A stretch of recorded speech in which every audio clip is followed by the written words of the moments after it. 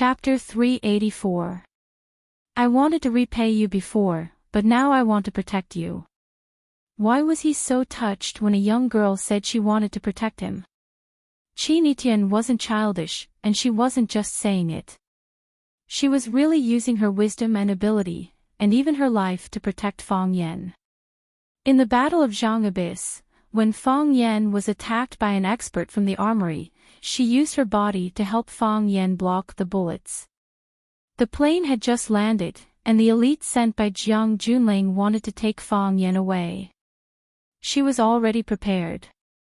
At tonight's charity gala, she and Fang Yan had a tacit understanding, and Jiang Junling lost completely. Fang Yan even knew that she didn't show up at the gala from beginning to end because she didn't want to put too much pressure on him. She didn't want the Qin family to be hostile to him. If she stood up to support Fang Yan, completely broke off with the general, and brought the Qin family into an unknown and dangerous situation, how would the Qin family look at Fang Yan? She changed into casual clothes and waited at the entrance of the club like a girl next door. She accepted his invitation to walk all the streets and alleys to see the snow in the city, just because she hadn't seen him for a long time, and she wanted to see him. He thought it was a fleeting encounter, but it was the navigation of her life that she couldn't forget. Chinitian didn't wait for Fang Yan's objection and rejection. What did it have to do with her? She waved at Fang Yan and walked towards the side of the street next to the bushes. A black luxury car drove over, and someone jumped out to open the door. Chinitian bent over to get in the car, and then the luxury car drove away. Fang Yan stood in the snow, not feeling cold. Instead, he felt an ambiguous feeling spread all over his body, making him feel indescribably comfortable and warm. It turned out that no matter men or women, old or young, they all had zero resistance to sweet talk. It turned out that it felt so good to be a sugar daddy. I wish someone would jump out and call me a gigolo right now, Fang Yan thought to himself. When Fang Yan came back to his senses, he found that there were no people in this world of ice and snow, and there were no cars. He couldn't even stop a taxi. This put him in a difficult position. Just now, with Chinitian accompanying him, he didn't feel tired no matter how far he walked. But now, it was unacceptable for him to walk back alone to the Maple Leaf Club. Fang Yan suddenly felt that Chinitian was a liar. He had promised not to let the wind hurt his eyes and not to let the snow fall on his shoulders. Now he was about to be frozen into an ice sculpture, but he had gone home to sleep in a luxury car. Is that what you promised me? I'd rather believe that there are ghosts in the world than believe a woman's stupid mouth. Who said that? Fang Yan thought that it made sense. Fang Yan felt empty in his heart. He felt insulted. Since it was a liar, he should take away what he wanted to cheat. You waved your sleeves without taking away a cloud. How could I, the victim, cry to others? When Fang Yan was worried, a black car silently leaned against him. The door opened, and a middle-aged man wearing glasses came out. He looked Fang Yan up and down and asked, Fang Yan. Uncle Lin, it's me. Fang Yan recognized the man with glasses and said respectfully. Come with me. Now. Now. All right, Fang Yan said. Fang Yan got into the car, and Uncle Lin followed him and sat in the back seat. The door was closed, and the car moved forward again. Fang Yan looked at Uncle Lin and said with a smile, Uncle Lin, long time no see. Uncle Lin's name was Lin Donghai. He came from Swallow Dock and was of the same generation as Fang Yan's father, Fang Yixing.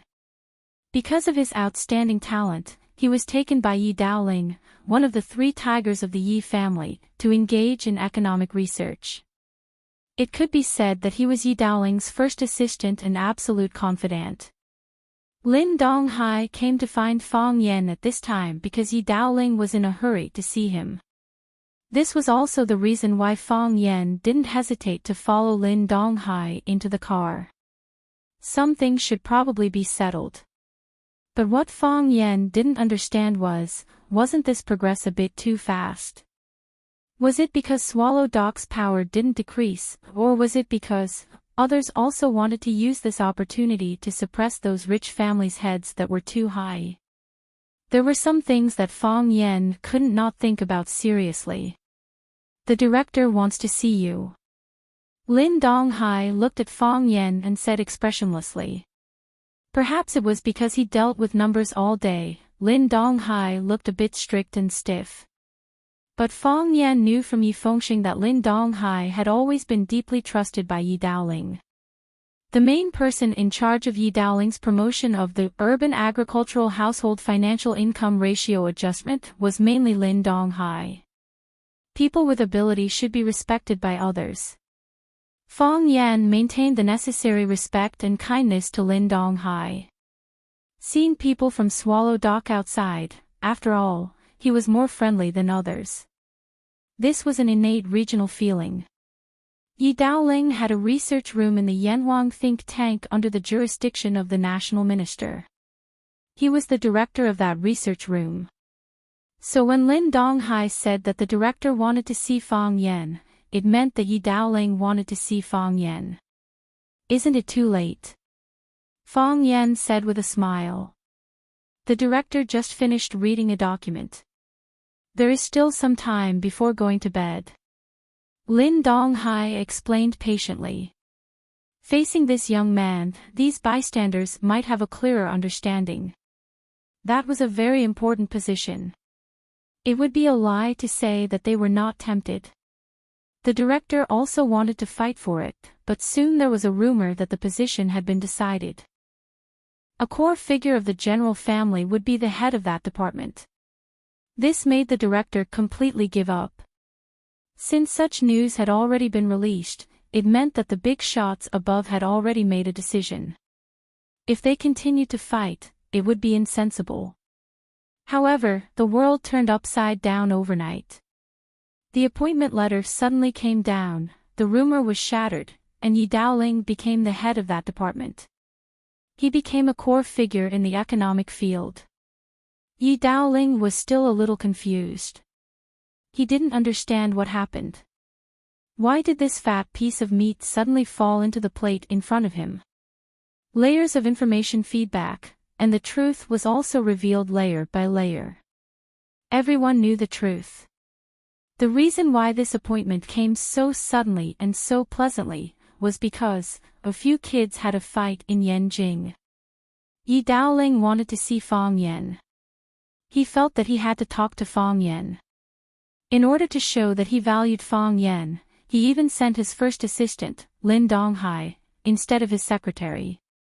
One had to know that Lin Donghai could represent Yi Daoling on some levels. They were both from Swallow Dock, so there was an element of homesickness. West Court. This was where some of the important leaders of the national ministries lived. It was quiet here, and it was close to work. It only took a few minutes to walk from West Court to the State Council. The car stopped in front of a small building. The driver got off first and helped Fang Yen and Lin Donghai open the door. Lin Donghai made an inviting gesture, indicating that Fang Yen should enter first.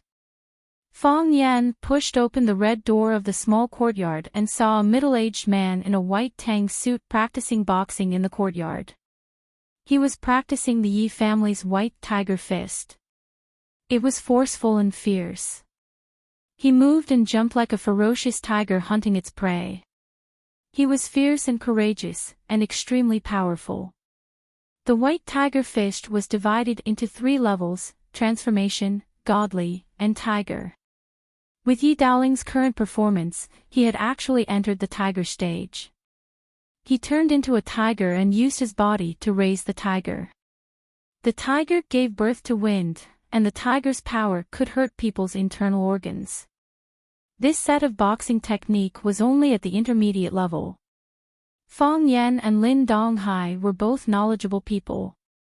They stood by the side and didn't disturb him. With an extremely suppressed tiger roar, Yi Daoling punched out. The wind from the fist swept past, and the pine trees in the courtyard rustled. Countless snowflakes fell, and the scene was extremely beautiful. After Yi Daoling finished, the secretary beside him quickly brought a warm towel. Yi Daoling took the towel and wiped the sweat from his forehead. He threw the towel into the secretary's hands and strode in front of Fang Yan, sizing him up with sharp eyes. Third uncle. Fang Yan respectfully greeted Yi Daoling. He and Yi Fengxing called each other brothers, so he naturally had to call Yi Daoling the same way Yi Fengxing called him. Fang Yan. Yi Daoling's face was long and narrow, and his eyebrows were thick. His facial features were tight and angular, making his appearance look extremely aggressive. The Yi family was proud and good-looking. Everyone used the word peacock to describe the Yi family. Of course, Yi Fengxing was an exception. Yi Daoling had the typical face of the Yi family. He wore a white tang suit, and he gave off a carefree and unrestrained feeling. If one didn't know his identity, no one would think that he would be in a high position at such a young age. Many people think that I got lucky. Don't you think so too? Yi Daoling looked at Fang Yan and asked with a serious expression. Fang Yan's mind turned, and he quickly analyzed the meaning of Yi Daoling's words. First, he must have gotten some kind of benefit, or else no one would think that he got lucky. Second, because he got this benefit, he was pushed to the teeth of the storm, and he even encountered the hostility of some forces. Fang Yan said with a smile, "Third uncle, in the eyes of those without abilities, everyone's success depends on luck. Because if it's about ability, it happens to be the part that they lack." Fang Yan's answer obviously didn't satisfy Yi Daoling. His face was still cold as he said, "Not only them, even I think so. Although your flattery is natural and smooth, believe me, there are many people who are more skilled than you. If it's a matter of ability, don't tell me that the previous candidates don't have the ability. Don't the others have the ability? Fang Yan, don't underestimate the heroes of the world. Everyone who can climb to this position has their own excellence. The matter that had originally been settled, how could there suddenly be such a shocking reversal? This kind of thing can't tolerate a single mistake, and no one dares to be sloppy in the appointment of personnel." Fang Yan didn't know how to respond. What does this old man want to say? Don't tell me that you still want to beat me up after I helped you out. I won't agree, and Qinitian won't agree either. I will call Qinitian. So, I really got lucky. Yi Daoling grinned and said. Chapter 385. Fang Yan had come into contact with many people from the Yi family. They were beautiful, arrogant, and serious. Apart from Yi Fengxing, everyone else was upright and square. His impression of Yi Daoling was very vague because when he was young, Yi Daoling was already working outside. During festivals, Yi Daoling could only see him from afar when he drove back. The two of them had almost no interaction. He looked very mature and steady, but he didn't expect Yi Daoling to have such a teasing side. Just a moment ago, he had a serious expression on his face that made people feel pressured. Suddenly, he grinned and looked very proud. This was really cute. Yi Daoling was known as the most bad-tempered person in the Yi family. However, such a bad-tempered person was able to mix well in front of the Prime Minister. Naturally, he couldn't be judged by common sense. Fang Yan remembered the words, "Don't underestimate the heroes of the world." You said I got lucky. So what if I'm just a lucky bastard?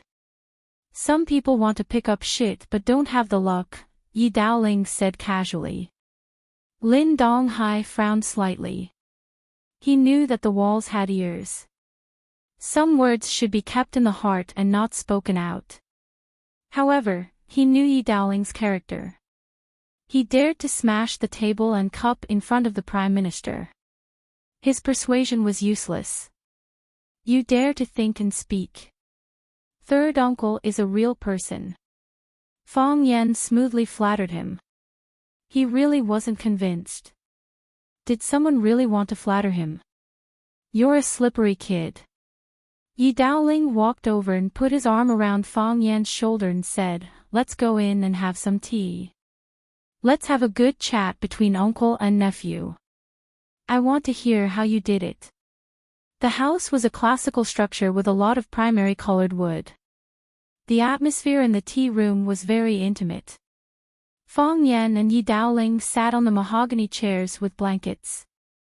The secretary brought over the brewed tea. Yi Daoling waved his hand and said to the secretary, "Take it out. I don't want to drink this kind of crude tea today. No matter if it's a man or a woman from our swallow dock, all of us are good at the tea ceremony." He pointed to the tea-making tools in front of him and said to Fong Yan, "You've called me third uncle for so many years, but I've never drunk a bowl of tea you made. Come, I'll give you a chance today." Fong Yan smiled bitterly. He had no choice but to take the tea set and get busy. Fong Yan moved skillfully and quickly brought a cup of brewed black tea to Yi Daoling. Yi Daoling looked at the color of the soup and brought it to his nose to smell the fragrance. He said with emotion, "It's really not easy to drink a cup of good tea outside." Yi Daoling was in a high position. What kind of good tea could he not drink? However, if one wanted to drink good tea like the one from Swallow Dock, it would not be an easy task. It had nothing to do with the tea leaves, but with the person who made the tea. Perhaps Yi Daoling's assistant's ability was outstanding, but things like the way of tea depended on one's cultivation and one's talent. Not a single one could be omitted. If third uncle wants to drink tea, he often goes back to Swallow Dock. Fong Yan said with a smile. Every household in Swallow Dock is good at brewing tea. Not only good tea, but also good wine, Shang Mozi's Shadozi, sister-in-law Li's plum wine, and Li Xiaotian's father's 3-day drunk. They are all excellent wines. Different types of wine have different tastes. Coupled with different moods, it can make people intoxicated. Especially in such weather, isn't it better to lie in the snow and drink a mouthful of strong wine better than anything? Yi Daoling laughed and pointed at Fong Yan. "You brat, do you want to bring me into a pit? I pulled you over in the middle of the night to listen to you brag about Swallow Dock's good wine. Aren't I more familiar with it than you? Let me tell you, we drank a lot when we were young. The tricks that you guys use to trick girls are all outdated tricks that we used in the past." "That's right." Fong Yan nodded. "Third uncle is a senior. Naturally, he is much better than us. Tell me." Yi Daoling held the teacup and said, "This is not something that can be completed in a short period of time. You must have put in a lot of effort, right?" Fong Yan knew that he couldn't avoid it, so he repeated what he experienced from the moment he got off the plane. Of course, he only picked the important parts and said what could be said. As for the reason for the conflict, 99.9% of the responsibility was on Jiang Junling. He was a loser who couldn't bear the oppression and humiliation and had to resist. After listening to Fong Yan's narration, Yi Daoling pondered for a long time. He stared at Fong Yan and said, "Many people think that Jiang Junling lost because he underestimated his opponent. In fact, he lost because of his ability. You are talented, but they don't want to believe it. Third uncle, I just made a bet with him." Fong Yan said with a smile. "I can afford to lose, but he can't. Not everyone has the courage to go on the card table, and it's such an unfair opponent," Yi Daoling said in a deep voice. "To tell you the truth, I also wanted to gamble like you before. Maybe I had too many scruples, or maybe I didn't have enough courage. It was best to leave it unsettled and delay it until now. I didn't expect to be pushed by you young juniors this time. Third uncle was ready to go. If we didn't have enough power before, we wouldn't have been able to push it. Yi Daoling looked at Fang Yan with a smile and said, "How does it feel to be famous in Yanjing City?" Famous in Yanjing City. Why?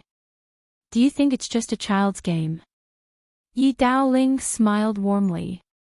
If it's just your child's fight, the heat will disappear after 2 days of discussion. However, there was a position appointment later, and more people paid attention to it. It's not an exaggeration to say that you are famous in the capital now. To be honest, I really don't want to be famous. Fang Yan said. However, I'm not afraid even if I become famous. Anyway, I'll hide in Huaqing after the new year. People can say whatever they want, think whatever they want, you're quite cunning. Yi Daoling pointed at Fang Yan and said. However, this time is different from the past. You pushed me, which is equivalent to slashing the Jiang family. I'm afraid the Jiang family won't let it go easily, right? I'll deal with it when it comes. Fang Yan said. If I don't slash them, they won't make it easy for me. Since it's like this, then I'll make them feel uncomfortable. I like fairness. Yi Daoling's gaze seriously examined Fang Yan again. He wanted to see if this young man was bluffing or was truly brave. He was very satisfied with the result. The Fang family has a successor. Yi Daoling praised. This time, it's not just your contribution alone. You know this better than me, you guys jumped out and played such a trick. Didn't you just want to force the emperor to abdicate? The Jiang family retreated. It proves that I succeeded in forcing the emperor to abdicate, right? Fang Yan said with a smile. He really wasn't clear about the subsequent events. After he came out of the clubhouse, he met Qin Etienne, who was waiting at the door. The two walked along the way. There was no phone call from the house. Of course, his phone was long gone. At that time, when his clothes exploded, he only cared about his crotch. How could he care about other things? He didn't know if Yi Fengxing and the others helped him tidy up properly. Did they peek at his phone after tidying up? It's really worrying. Mr. used the red phone. There's a sentence that was very important. The descendants of the sages shed blood and tears. Who would be willing to die for the country? Yi Daoling said emotionally, no matter what Mr. thinks in his heart, at least he stood up at the crucial moment, and this statement is very powerful. Mr. is the soul of Swallow Dock. Fang Yan said. With him here, he won't let us children be bullied. Yes. Swallow Dock has its mission. Mr. has Mr.'s mission. Since I got a great bargain this time, I naturally have to take up my own mission, Yi Daoling said. Zhu Zaidan's cultivation was obstructed.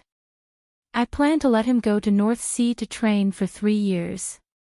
The sky is high and the sea is wide. Maybe there's another opportunity there. Li Xiaotian isn't young anymore. It's time for him to come out and do something. There's also Wan Qian. I've seen that child's information. He's smart and careful, but his temper is too soft. I've specially chosen a good place for him. Swallow Dock's younger generation depends on you guys. Fang Yan nodded and said, You're the elder. It's up to you how to arrange it. I think their families won't object. What about you? Yi Daoling asked. You still have to go back to Huaqing to be a teacher. I still have a lot of things to think about. Fang Yan said. Maybe Huaqing is more suitable for me. Then go. Yi Daoling said. There's something you might or might not know. What is it? Fang Yan curiously asked. Your grandpa once came to our Yi family to propose marriage. He said he wanted to betroth our Tingwen to you, but I kicked him out. Yi Daoling said with an emotional expression. Tingwen is the child of our Yi family who has the highest chance of achieving extraordinary success in martial arts. She's the darling of our Yi family. How can we let your Fang family take advantage of her? We naturally won't agree. Then you agree now? Fang Yan asked. No. Yi Daoling said straightforwardly. Since you won't agree, why are you telling me this? Yi Daoling smiled maliciously and said, I'm afraid that you'll become arrogant and think that you can trick our little princess away just by helping me. That won't do, that's a different matter. I can't give Yiting to you. You can't have dreams. What if it comes true? Fang Yan waved his hand and said, Third uncle, what kind of person do you think I am? How can I have any ideas about Yiting Wen? You also know that I've been beaten by her many times before. How can I marry her and get beaten every day? That's all Grandpa's random matchmaking. Yiting Wen and I are impossible. Gah! The door was pushed open. A white-clothed girl stood at the entrance of the tea room. Chapter 386. White clothes, short hair, cold and aloof. Like a plum blossom in the snow, like an unsheathed sword. Her facial features looked extremely familiar. It was the Yi Rou that Fang Yan mentioned just now. Fang Yan didn't expect to see Yi Rou at this time and place. He couldn't help but grin. As he smiled, the smile on his face froze into a thick layer of frost. He thought of what he said just now. Although most of what he said was the truth, Yi Rou did beat him a lot in the past. Who likes to hear the truth these days? Does Fatso like to hear others say he's fat? Does a poor person like to hear others say he's poor? Does a writer like to hear others say he's pretentious? He doesn't like any of them. Fang Yan blinked his eyes and looked at Yi Rou standing at the door with a face full of amazement. He pretended to be confused and asked, Third uncle, is this your daughter? When I was young, I heard people say that only the Yi family in Swallow Dock looks the most beautiful. Even now, people still use the word peacock to describe the Yi family. One is that you are arrogant, and the other is that you are beautiful. Although this lady isn't as beautiful as her sister, Yi Rou, and her temperament may be slightly inferior, it's best to use a poem to describe her. Her charming eyes shyly close and her red lips open in a smile. The wind sweeps the grape belt, the sunlight pomegranate skirt. Hibiscus out of clear water, nature goes to carve. Looking back and smiling, all the beauties of Swallow Dock lose their color. Fang Yan looked at Yi Daoling with a face full of sincerity and said, Third uncle, Yi Rou is a rare genius of the Yi family in 100 years. She's also the leader of the younger generation of our Swallow Dock. It's not an exaggeration to describe her as the family's treasure or the country's treasure. I naturally don't deserve such a girl. I don't even deserve to carry her shoes. I know this very well. But this girl, I fell in love at first sight. My heart is also beating like crazy. Third uncle, if you don't believe me, you can touch me. You can see it even without touching. Don't you think my face is a bit flushed right now? Third uncle, please help me fulfill my wish and give me this girl's name and phone number. Fang Yan. Yi Rou interrupted Fang Yan. Fang Yan widened his eyes at Yi Rou and said, Girl, you know me. Yi Rou stood at the door and expressionlessly looked at Fang Yan and said, Didn't you always want to know the power of the Tao querying realm? I only told your sister, Yi Rou. I happen to have a little time now. Of and of. Of Yi. I have of time. Of. Of the road, of king of yen of. Ye of there. Of.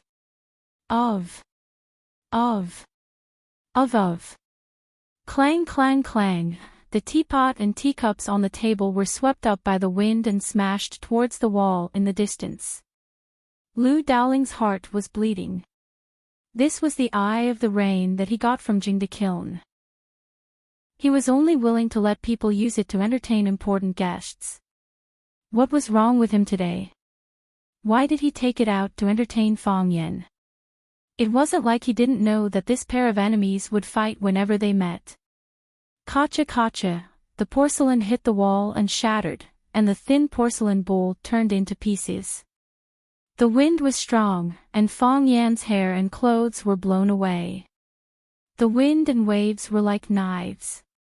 The air in front was emptied, and the energy coming from behind was Yi Gentle's real killer move. Fong Yan didn't take it head-on. He slapped the mahogany seat beneath him with both hands and flew through the window towards the courtyard. Yi Ro struck out with her palm again. Instead of falling, she rose up and rushed out of the courtyard. Bang bang bang, ah ah ah ah. The battle outside was in full swing, and from time to time, Fong Yan's miserable cries could be heard. Yi Daoling held the teacup in his hand and leisurely drank the hot tea in the cup. After drinking the dark red tea, his gaze fell back to the broken tiles on the ground. He couldn't help but take a deep breath and felt his teeth hurt. A good horse with a good saddle, a good teapot with a good cup. Yi Daoling sighed softly. The teapot is broken, and this is the only surviving teacup. It's an awkward situation. What a pity. 10 minutes later, the sound of fighting outside stopped. Yi Daoling got up and walked into the courtyard. Yi Ro was nowhere to be seen, and only Fong Yen was lying miserably in the snow. Yi Daoling squatted in front of Fong Yen and asked with a smile, "I heard that your heart of Tai Chi broke through again. What level are you at now?" The heart of Tai Chi is a new thing. No one has gone through it, and you have to figure it out yourself. Logically speaking, you shouldn't have been beaten so badly by Ro Ro, right? If the one lying here was Yi Ro, what would you do? Fong Yen asked. This question is really awkward. I would probably get the guards to drag you out and shoot you. Yi Daoling said lightly. This place was heavily guarded, and every small building was guarded by guards. Yi Daoling's words were honest. Then how do you still have the nerve to ask me why I lost so badly? Fong Yen roared. This is your Yi family's territory. Can I beat her up? It's not a big deal for a man to be beaten up by a woman. Yi Daoling said. Besides, not everyone is qualified to be beaten up by Ro Ro. I watched her grow up, and I've never seen her beat anyone up like this. You are indeed luckier than others. Fong Yen looked at Yi Daoling with a bitter mouth and said, Third uncle, why are you doing this? What do you mean? Yi Daoling looked innocent. We were chatting and casually asked a few questions about your feelings. Is there some unspeakable secret? You tricked me. Fong Yen said. Yi Daoling chuckled and said, I learned from you. Your Yin family's kids' methods are much darker than mine. I represent justice. Okay, I'm better at this kind of official article than you. Yi Daoling interrupted Fong Yan's words and said, Justice represents living, evil is only because you are already dead. Fong Yan felt that these people really understood the essence of this world better than him. Yi Daoling patted Fong Yan's shoulder and said, It's late, go back to sleep. I think I'm injured. Can I rest here for the night? Fong Yan asked. No. You don't have to specially prepare a room for me. Just let me and Yi Ro stay in the same room. Fong Yan said. Don't treat me as a guest. Yi Ro can give me the bed. She can sleep on the floor. Dong Hai, see the guest out. Third uncle, Yi Daoling was too lazy to pay attention to this guy and returned to the living room. Lin Donghai stood next to Fong Yen and looked at Fong Yen, who was lying in the snow and refused to get up. He said, Fong Yen, I'll send you back. I'm asleep. Fong Yen closed his eyes and said. As soon as he finished speaking, there was a loud snore. Lin Donghai looked into the room. Yi Daoling was so angry that he almost dropped the only teacup in his hand. He pointed at Fang Yan in the snow and said, "This guy, he is the best spouse you chose for yourself. Does he look like a young hero at all? Does he look like a Tai Chi grandmaster? He is simply a scoundrel," Yi Rou said lightly. She had a clearer understanding of Fang Yan than anyone else, or rather, she had a clearer understanding of him than everyone else. Some people said that he watched Fang Yan grow up. Only Yi Rou was qualified to say that she beat him up. Yi Daoling looked at Yi Rou in surprise and said, "When that old fox, Fang Yan, went to the Yi family to challenge them, I knew he was up to no good. But his words were too harsh. You guys were tricked into accepting the challenge, and I didn't say much. A challenge is a challenge. Who has the Yi family been afraid of? But what I don't understand is that one challenge is enough. Winning once is equivalent to winning for a lifetime. Why do you keep being tricked year after year and constantly accept their challenges? After that, I heard that you left watching for this kid. I also know the details of you challenging the Thousand Leaves military department for him. You convinced the elder ancestor to allow him to go in and kowtow. In these few years, has the elder ancestor seen any other child? Only a few elders of the older generation would meet and chat for a long time during the New Year and other festivals. Later, you accepted his invitation and were brought around by that kid all over Swallow Dock. The family had no choice but to take a stance on your matter. I went back a few days ago to visit the old ancestor and also to discuss your matter with your father and second uncle.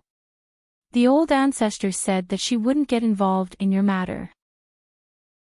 Even if she didn't get involved, your father and second uncle and I still had to get involved. My attitude is still the same as before.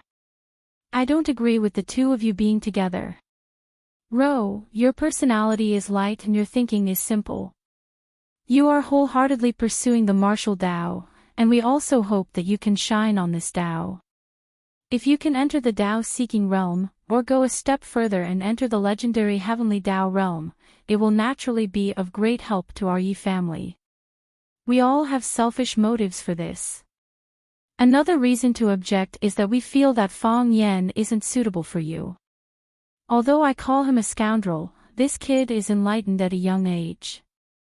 His heart of Taiji has broken through twice and his strength isn't below yours. This time, he plotted in secret and forced the abdication of the Maple Leaf Society. Not only, sir, how many people in our Swallow Dock have been played by him? He's the type of person who can control clouds and rain with a flip of his hand. But it's because he's too smart, too full of ideas and too ambitious that we feel that you can't be with him. Chapter 387. Yi Daoling had a smile on his face and looked like he was trying his best to persuade him. He said, "You are stubborn and unwilling to admit defeat. So you need a more gentle man. He can take care of you, assist you, and protect you with peace of mind. What you need is not a storm, but a gentle breeze and drizzle. Not a stormy sea, just a sunny day. Everything in the world pays attention to the complementarity of yin and yang. Emotions are the same. Your temperament is too rigid, so you can't find another more rigid one. Chopping cotton with a kitchen knife, the knife doesn't fall, but the cotton still falls. A rock colliding with a rock. That would result in both sides suffering heavy losses and being smashed to pieces. I think Bai Xiu is not bad, right? Of course, I'm not saying you have to choose Bai Xiu.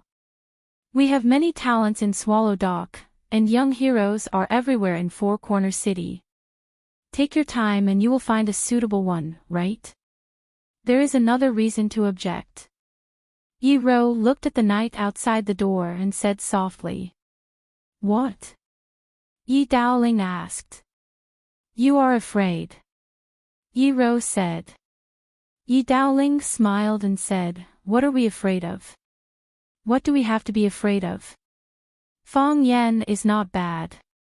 His performance this time is amazing, but it's not enough for us to be afraid of him. If you are old, and no one in the younger generation of Yi family can surpass Fang Yan, are you not afraid? No one in the younger generation of Yi family can surpass Fang Yan, and I'm married to Fang Yan. Are you not afraid? At that time, will Yi family or Fang family be the leader? At that time, can Yi family still maintain the power of the number one family in Swallow Dock? This is the most important reason to object. Yi Rou said. Yi Daoling sighed softly and said, this kind of thing needs to be honest. We all know you are smart, and you did do this in the past. But in the end, I can't say it. Your father, your second uncle, and I are over 100 years old, and we still have to worry about the development of a child. It's really embarrassing and shameful. But what you said is indeed what we are most worried about. Yi Daoling was slightly annoyed that his thoughts were exposed by Yi Wenrou, but he didn't hide it anymore. If Fang Yan was just an outstanding youth from Swallow Dock, we wouldn't have to worry about this. As the seniors of Swallow Dock and Fang Yan's elders, we are happy to see more outstanding youngsters rise to prominence. We still have this breadth of mind.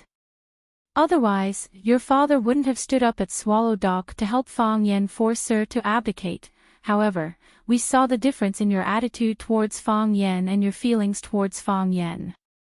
If Fang Yan becomes a member of the Yi family, or rather, you become a member of the Fang family, the Yi family and the Fang family will be even closer, even becoming relatives who will advance and retreat together. We have no choice but to consider these questions.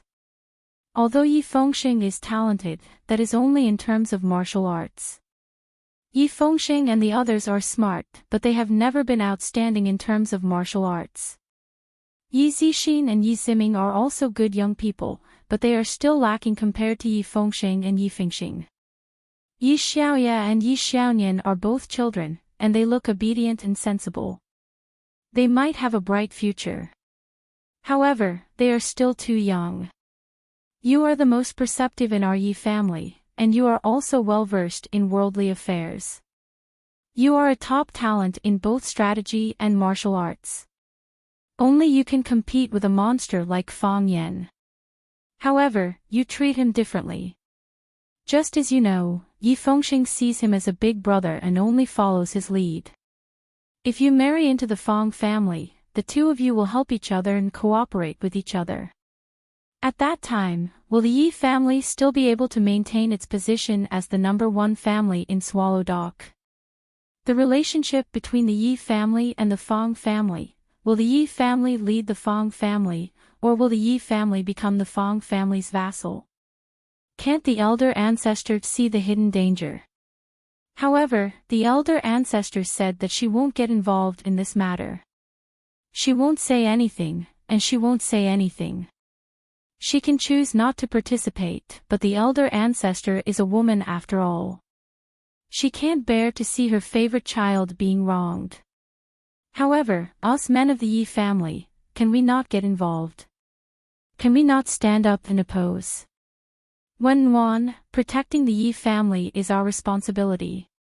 It's not convenient for your father to say it, and your second uncle doesn't want to say it, so let me be the bad guy. Yi Wenwan sighed softly and said, you are worried that you can't protect it, worried that the owner of the Swallow Dock will change, so you came to restrict my freedom. Is this your way of protecting? Yi Daoling smiled and said, I know you look down on this cheating method, and I also know you think third uncle is despicable and shameless. Wenwan, this world is really not as simple as you think. You think it's black or white, right or wrong, friend or foe. No, it's far more complicated than you think. Although I am not as good as you on the path of martial arts, I am very clear that it is countless times more complicated and difficult than climbing the path of martial arts. Can you understand? I understand. Yi Wenwan said. You are the pride of our Yi family. Yi Daoling said with relief. You are also my pride. Yi Wenwan glanced at Fang Yan who was lying in the snow and said, give him a blanket. Then, she turned and walked to her room on the second floor. Yi Dowling's face was full of bitterness and said, "You still don't understand. Of course, Fang Yan wouldn't sleep in a snow nest." While no one was paying attention, he quickly climbed up the pillar to the second floor, then turned over and jumped into Yi Wenwan's room. Yi Wenwan laid on the bed as if she was already asleep, not moving at all. Fang Yan closed the window, glanced at the layout of the room, then spread out the blanket in his arms to the corner of the room, then consciously fell asleep on the ground. "Yi Wenwan." Fang Yan called out. "I'm asleep," Yi Wenwan said. A smile appeared on Fang Yan's lips as he said, "Good night." Yi Wenwan didn't reply, and Fang Yan didn't speak either. One was sleeping on the bed, and the other was lying on the ground. The two were so close that they could hear each other's breathing. However, the room was silent. At first, it was difficult for Fang Yan to fall asleep. It was the first time he lived in the same room with Yi Wenwan, so he was naturally excited. But when he heard Yi Wenwan's breathing becoming more and more stable, he knew that Yi Wenwan was really asleep. She wasn't worried at all that he would do anything to her. This made Fang Yan feel like he was a failure. As a man, being ignored by a woman like this, wasn't this too shameful? Fang Yan quickly abandoned this thought, thinking that as a man, being trusted by a woman so much, in fact, wasn't it a glorious thing? How could a man not be a little aggressive and dangerous? Did she treat you as a pet or a best friend? Fang Yan was irritated and accidentally fell asleep. When he woke up, the sky was already bright. The beauty on the bed was nowhere to be found, leaving behind a fragrant room. Fang Yan ran to the bathroom to wash up. There was a toothbrush and a white cup on the sink.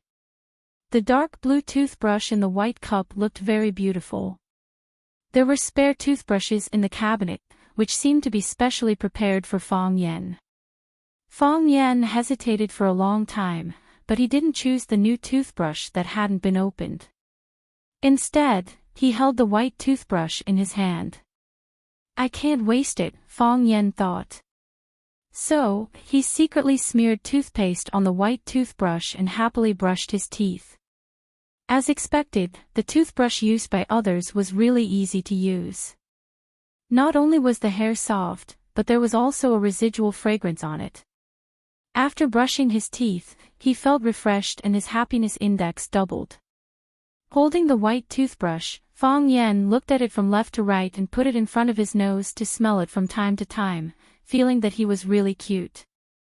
After washing his face with Yi Wenwan's towel, Fang Yan reluctantly walked out of the bathroom. He went downstairs to the living room and saw Lin Donghai sitting on the sofa reading the newspaper. Seeing Fang Yan go downstairs, Lin Donghai closed the newspaper in his hand and said, "There's breakfast on the table." "Thank you." Fang Yan ran to the table and sat down. As expected, there was delicious breakfast on the table. There was porridge that had been boiled to a pulp, and a large plate of steaming white steamed buns.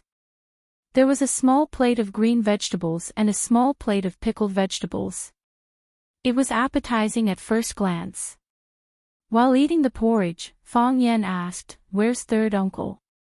The director went to work. "Where's Yi Wenwan?" "Miss Yi went out early in the morning." "Where did she go?" "I don't know." Fang Yan didn't get any reliable information from Lin Donghai, so he buried his head in the food. After eating, he called Yi Fengxing and asked where they were now. After knowing that they didn't go back that night and directly stayed in the hotel below Maple Leaf Club, Fang Yan asked Lin Donghai for a car and rushed to Maple Leaf Club. While sitting in the car, Fang Yan sent a message to Yi Ro and asked, "Where are you?" In the past, Fang Yan didn't have Yi Ro's phone number at all. Of course, even if he had, he didn't dare to call. After coming back this time, the relationship between the two improved greatly. A few days ago, They often took a walk around Swallow Dock, so Fang Yan took the opportunity to get Yi Ro's phone number. Of course, Yi Ro just didn't use her phone often. On the way, Yi Ro replied. On the way where? Swallow Dock. I'll go back later, Fang Yan said. Yi Ro didn't respond. If I knew you were going back, I would go back with you. It's good to have company, Fang Yan said. I drove here, Fang Yan added. Yi Ro still didn't respond. Yi Ro was a goddess.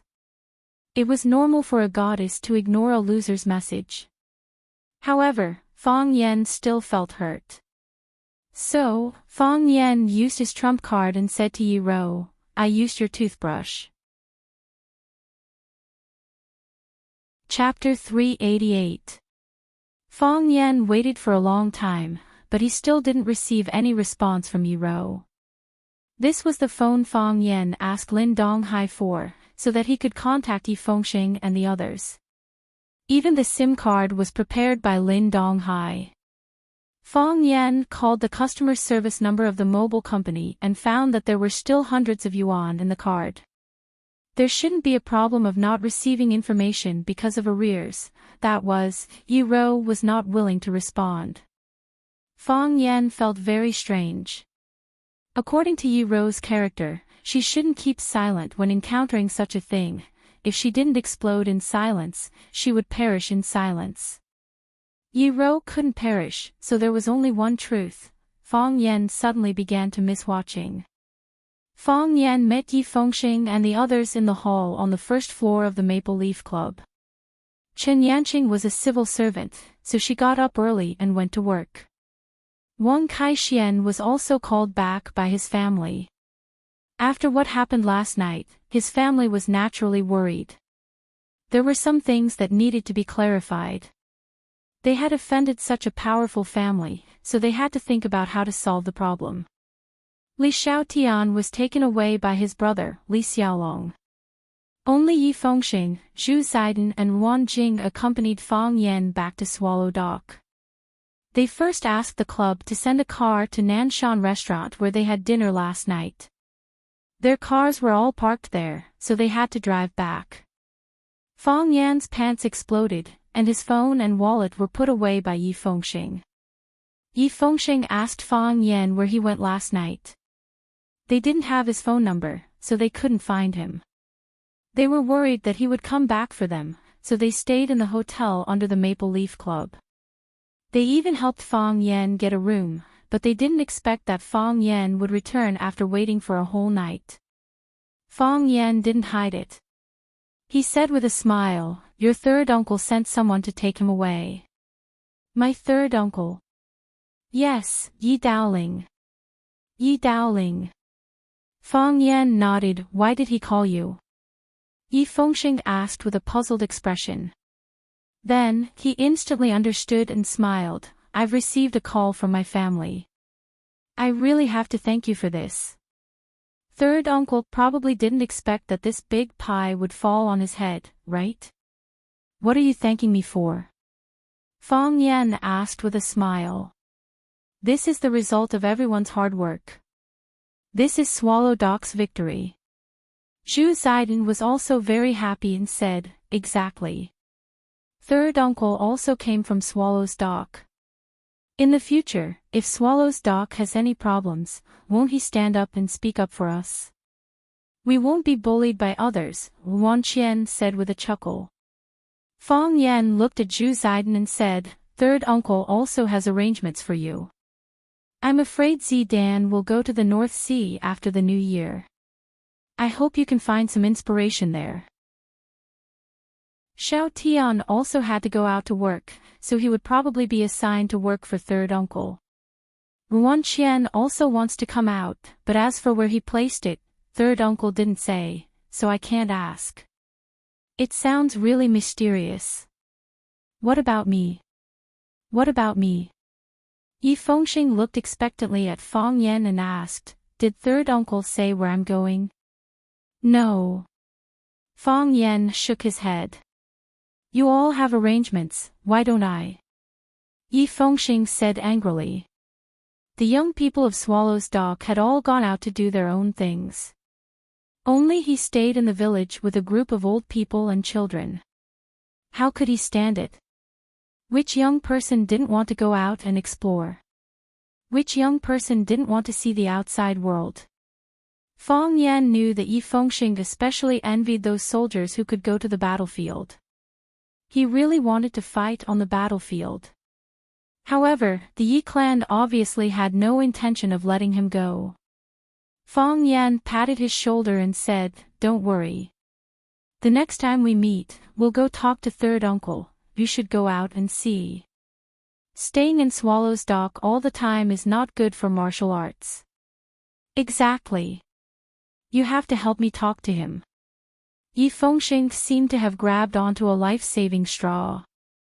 "Before, your Tai Chi heart was almost dead. It was only after you went to Flower City that it was revived and had a second breakthrough. You can use yourself as an example. Third uncle will definitely agree." "I'll try," Fang Yan said. "I heard that my sister also came to Yanjing. You didn't see her?" Yi Fengxing looked at Fang Yan and asked. "I saw her," Fang Yan said. "Hee, I knew you would definitely see her," Yi Fengxing said with a smile.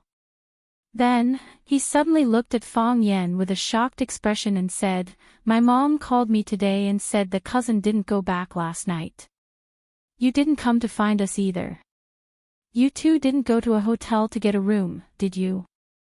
How is that possible?" Fang Yan said impatiently.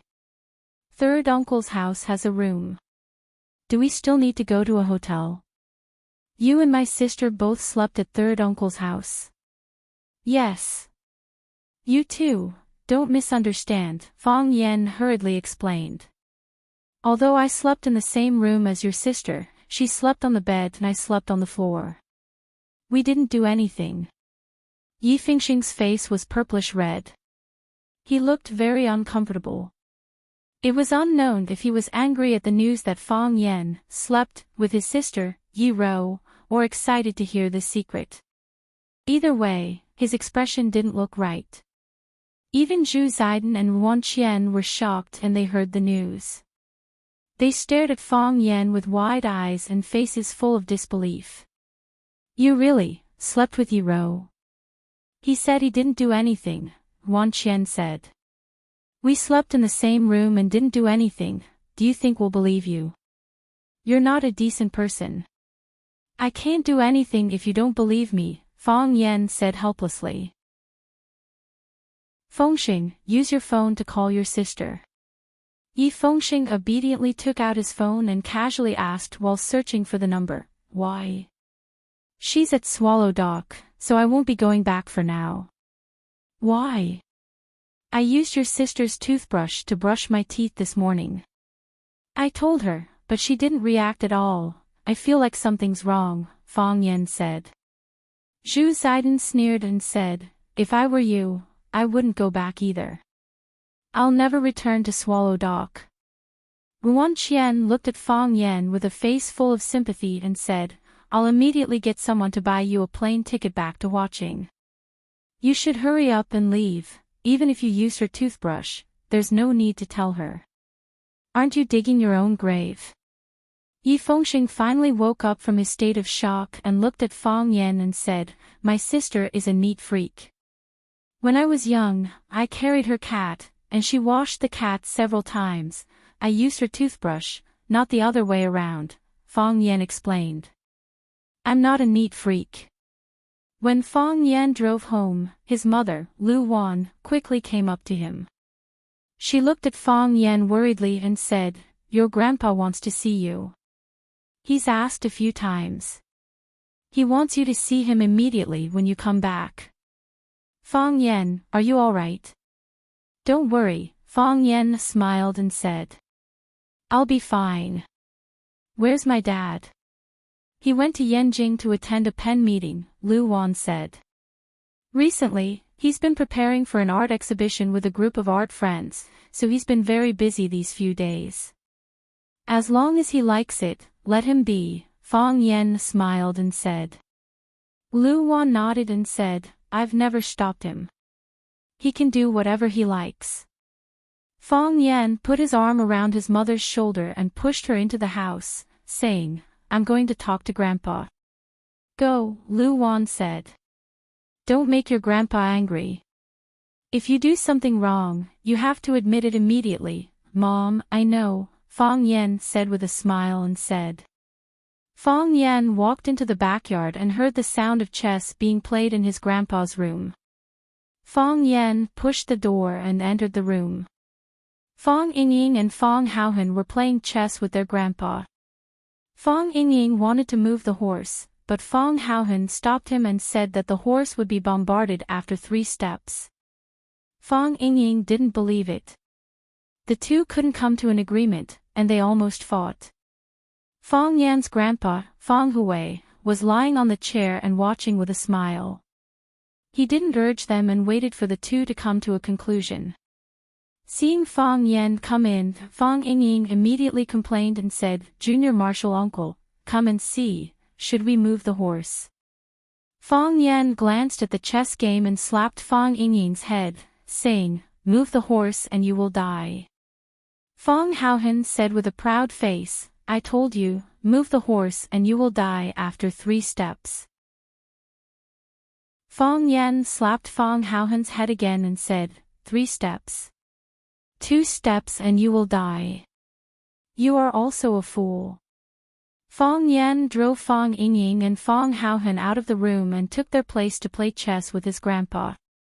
He said, Those 2 stinky chess pieces are no match for you. You have wronged them. Those 2 children are filial. They are worried that an old man like me would be bored lying in the room, so they came to accompany me to pass the time. Watching them fight and make fun of each other makes me feel happy. Fong Yen nodded and said, As long as you are happy. Fong Hui looked at Fong Yen and said, Have you vented your anger? I have vented my anger. Isn't this like making wedding clothes for others? You can't say that. Although it seems that the Yi family benefited the most from this incident, the entire Swallow Dock will also benefit from it. The Yi family got such a big advantage, shouldn't they show something? Fong Yen explained with a smile. That's true. Yi Daoling is capable and ambitious, but he is a bit narrow-minded. He thinks too highly of the Yi family's territory. In terms of looking at the big picture, he is not as far-sighted as you. Fong Hui was not stingy with his praise for his grandson. It doesn't matter, let them have it easy. Just take it as the first betrothal gift from the Fong family to the Yi family. Chapter 389. The heavy snow stopped. The warm sunlight painted the white snow in the courtyard with a layer of gold. The smooth white snow sparkled in Fong Yan's eyes. He woke up without illness or pain. It was another beautiful day. The villagers of Swallow Fort all had the habit of planting plum trees. As a group of experts who lived in seclusion, it was as if they would lose face if they didn't plant a few plum trees or drink a few jeans of strong wine. Of course, there were also plum trees planted in the Fong family's courtyard. Fong Yen opened the window. A cool breeze blew in his face, followed by the fragrance of plum blossoms. Suddenly, a sweet fragrance wafted in the night, scattering the fragrance of heaven and earth. Cleaning up the essence, leaving only the bones for people to see. Fong Yen sang with emotion. He felt like he was the plum blossoms that scattered the fragrance of heaven and earth. The red and yellow flowers trembled in the wind and snow, but silently sent a delicate fragrance to the house. This kind of character, this kind of strength of character, how was it different from what he did? For some reason, Fong Yen felt that the plum trees were very pitiful. He said to Fong Yingxiong, who had secretly pushed open the door and stuck his head out to look, Yingxiong, go and tie some straw to the plum trees to keep them warm. Fong Yingying grinned and said, Junior Marshal Uncle, are you starting to feel sad again?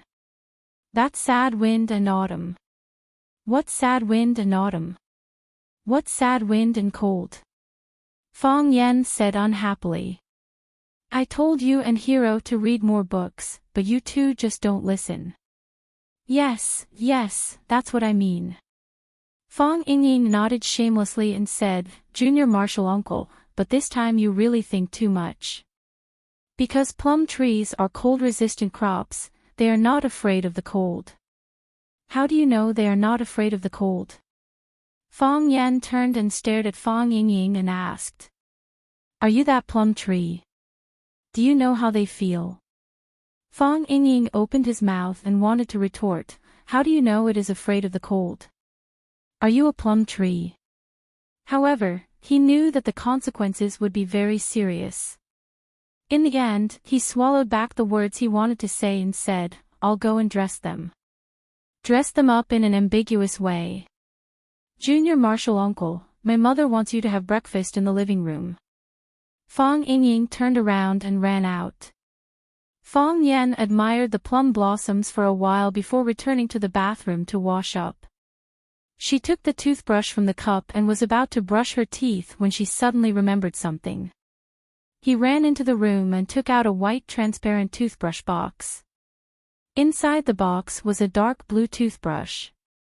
This was something he borrowed from Yi Daoling's house. Anyway, no one would use what he had used. With the mentality that wasting was shameful, he packed this toothbrush and brought it home. He squeezed some toothpaste onto his toothbrush and brushed his teeth again. After brushing his teeth, there was not only the taste of mint in his mouth, but also a faint fragrance. This kind of toothbrush is really a treasure. Fong Yan kissed the handle of the toothbrush, and then put it into the cup. Instead, he threw the toothbrush he used before into the trash can. Who told it not to have a natural body fragrance? When Fong Yan was washing his face, the phone in the room rang. Fong Yan wiped his hands and walked outside. He turned on the phone and found that it was a message from Yi Ro. He opened the message with excitement. There were only 4 words and a question mark. Did you brush your teeth? Yes. Fong Yan replied happily. He thought that this woman was really smart. She even guessed that he had just brushed his teeth. Did you use that dark blue toothbrush? Yi Ro's message came quickly. Her typing speed was not slow at all. Fong Yan's handsome face was slightly red. Thinking that Yi Ro was not in front of him, he returned to normal and replied with a little embarrassment, Why do you ask? Worry. Worry about what? That toothbrush fell into the toilet, Fong Yan said.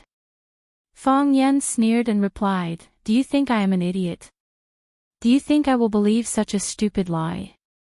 Even if you want to disgust me, you have to find a convincing reason. Do you smell fresh after brushing your teeth? That's right. Fong Yan grinned. I knew it. How could a violent woman like you not have any reaction when encountering such a thing? It turns out that you just realized it.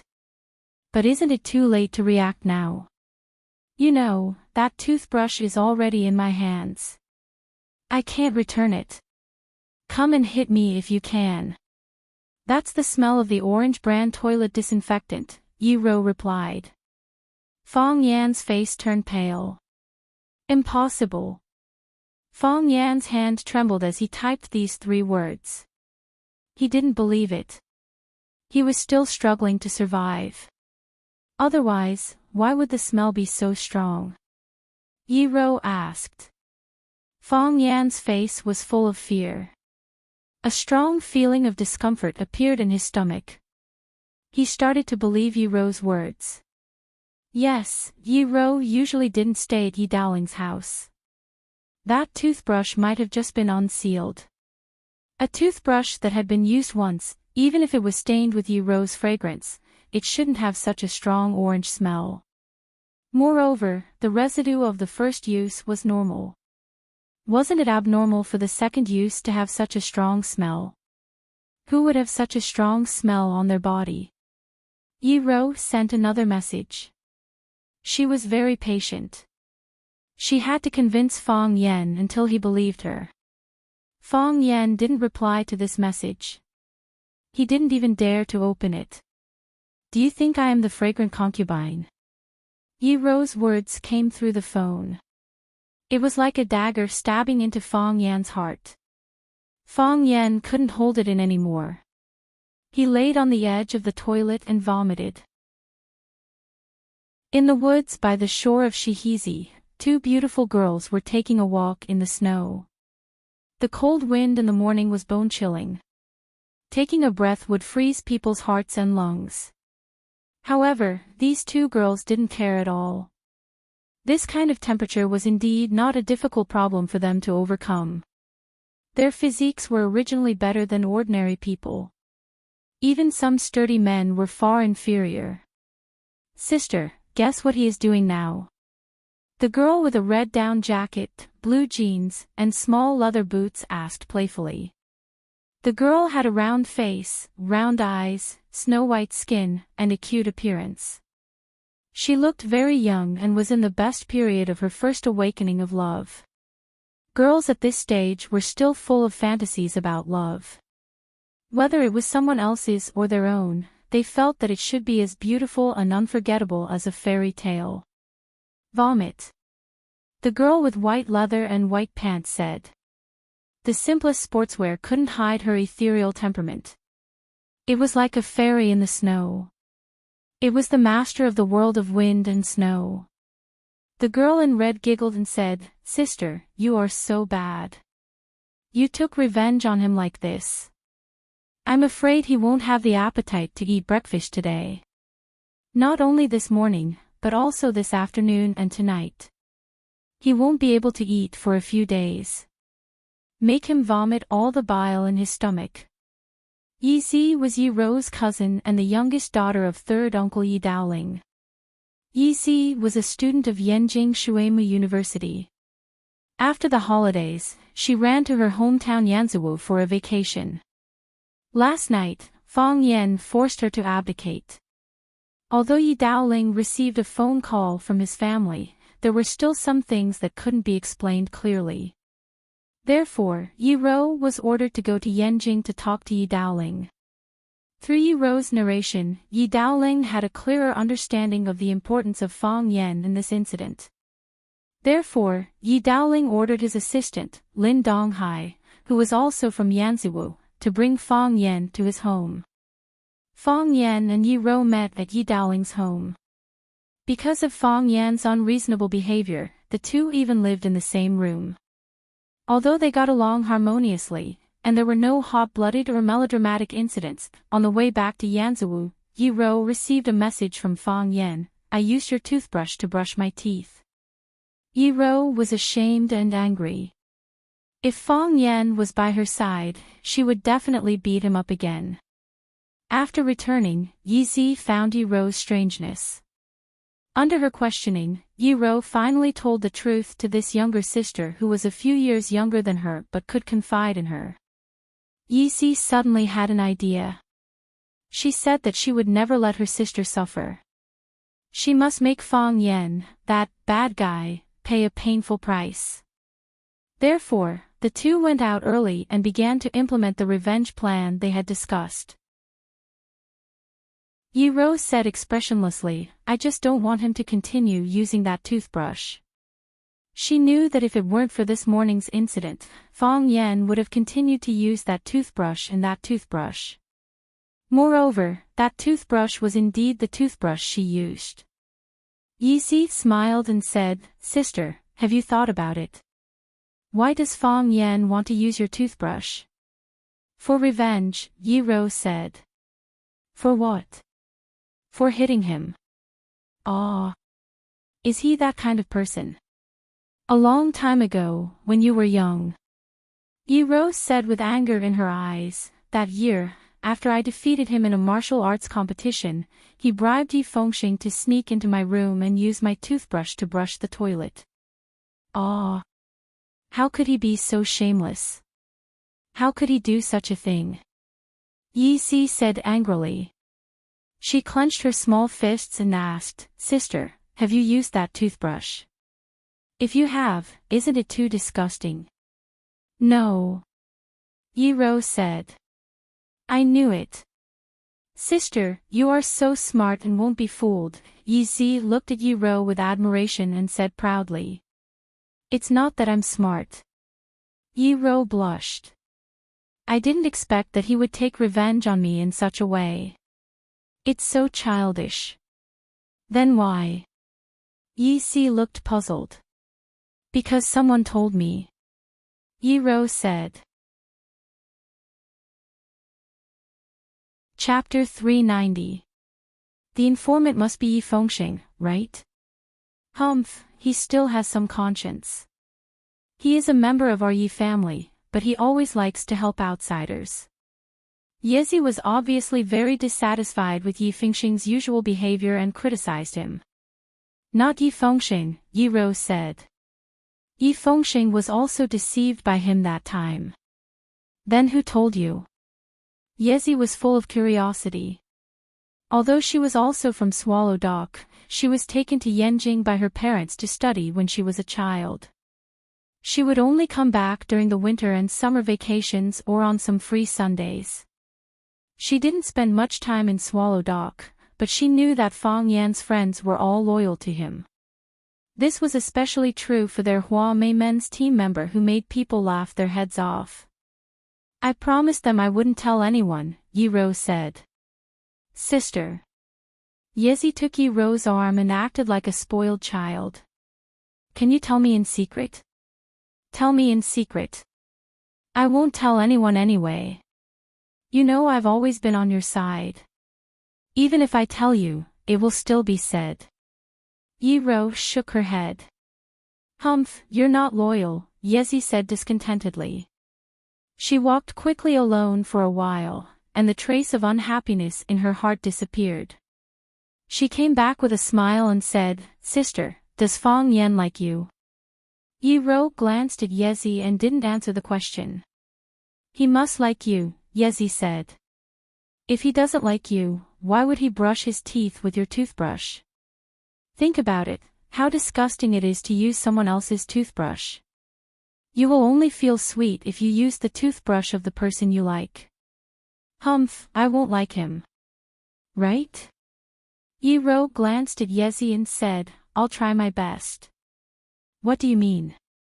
Yezi looked at Yi Ro in surprise. Sister, don't tell me you like Fang Yan. He is so annoying. Yi Ro was silent. Yezi sighed and said, I never thought that one day I would have to call Fang Yan brother-in-law. You're not allowed to tell him that I helped you take revenge today. If he finds out, he won't let me live a good life because of his narrow-mindedness. Yi Ro smiled and said, he already knows. Why? Because you replied to his message, Yi Ro said. If it were you, what would you do? Just beat him up when we meet, Yi Ro said lightly. When Fang Yan walked into the living room, his father, Fang Yixing, and his mother, Lu Wan, were already having breakfast at the dining table. Just like before, Grandpa ate alone in his own room. When Lu Wan was about to ask Fang Yan to eat, she saw that Fang Yan's face was pale, his pupils were dilated, and even his hair was a little messy today. She hurriedly asked, Fang Yan, what's wrong with you? Are you feeling unwell? I'm fine. Fang Yan waved his hand and sat down on the chair. Did you catch a cold? If you don't feel well, you can eat something before going back to sleep. Fang Yixing scooped a bowl of corn porridge and placed it in front of Fang Yan. He also picked up a meat bun from the plate and placed it in front of Fang Yan. There was a hole in the meat bun, and rich oil flowed out. Fang Yan glanced at it and felt his stomach churning. He lay on his stomach and retched a few times, but nothing came out. The contents of his stomach were all vomited out. Fang Yixing and Lu Wan were shocked. Lu Wan walked over and touched Fang Yan's back, saying, Fang Yan, are you okay? If you don't want to eat, go to bed and lie down for a while. Fang Yixing grabbed Fang Yan's arm, felt his pulse and said, his pulse is calm.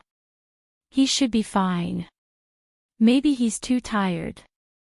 He'll be fine after a rest. I'm fine. I just ate something I shouldn't have.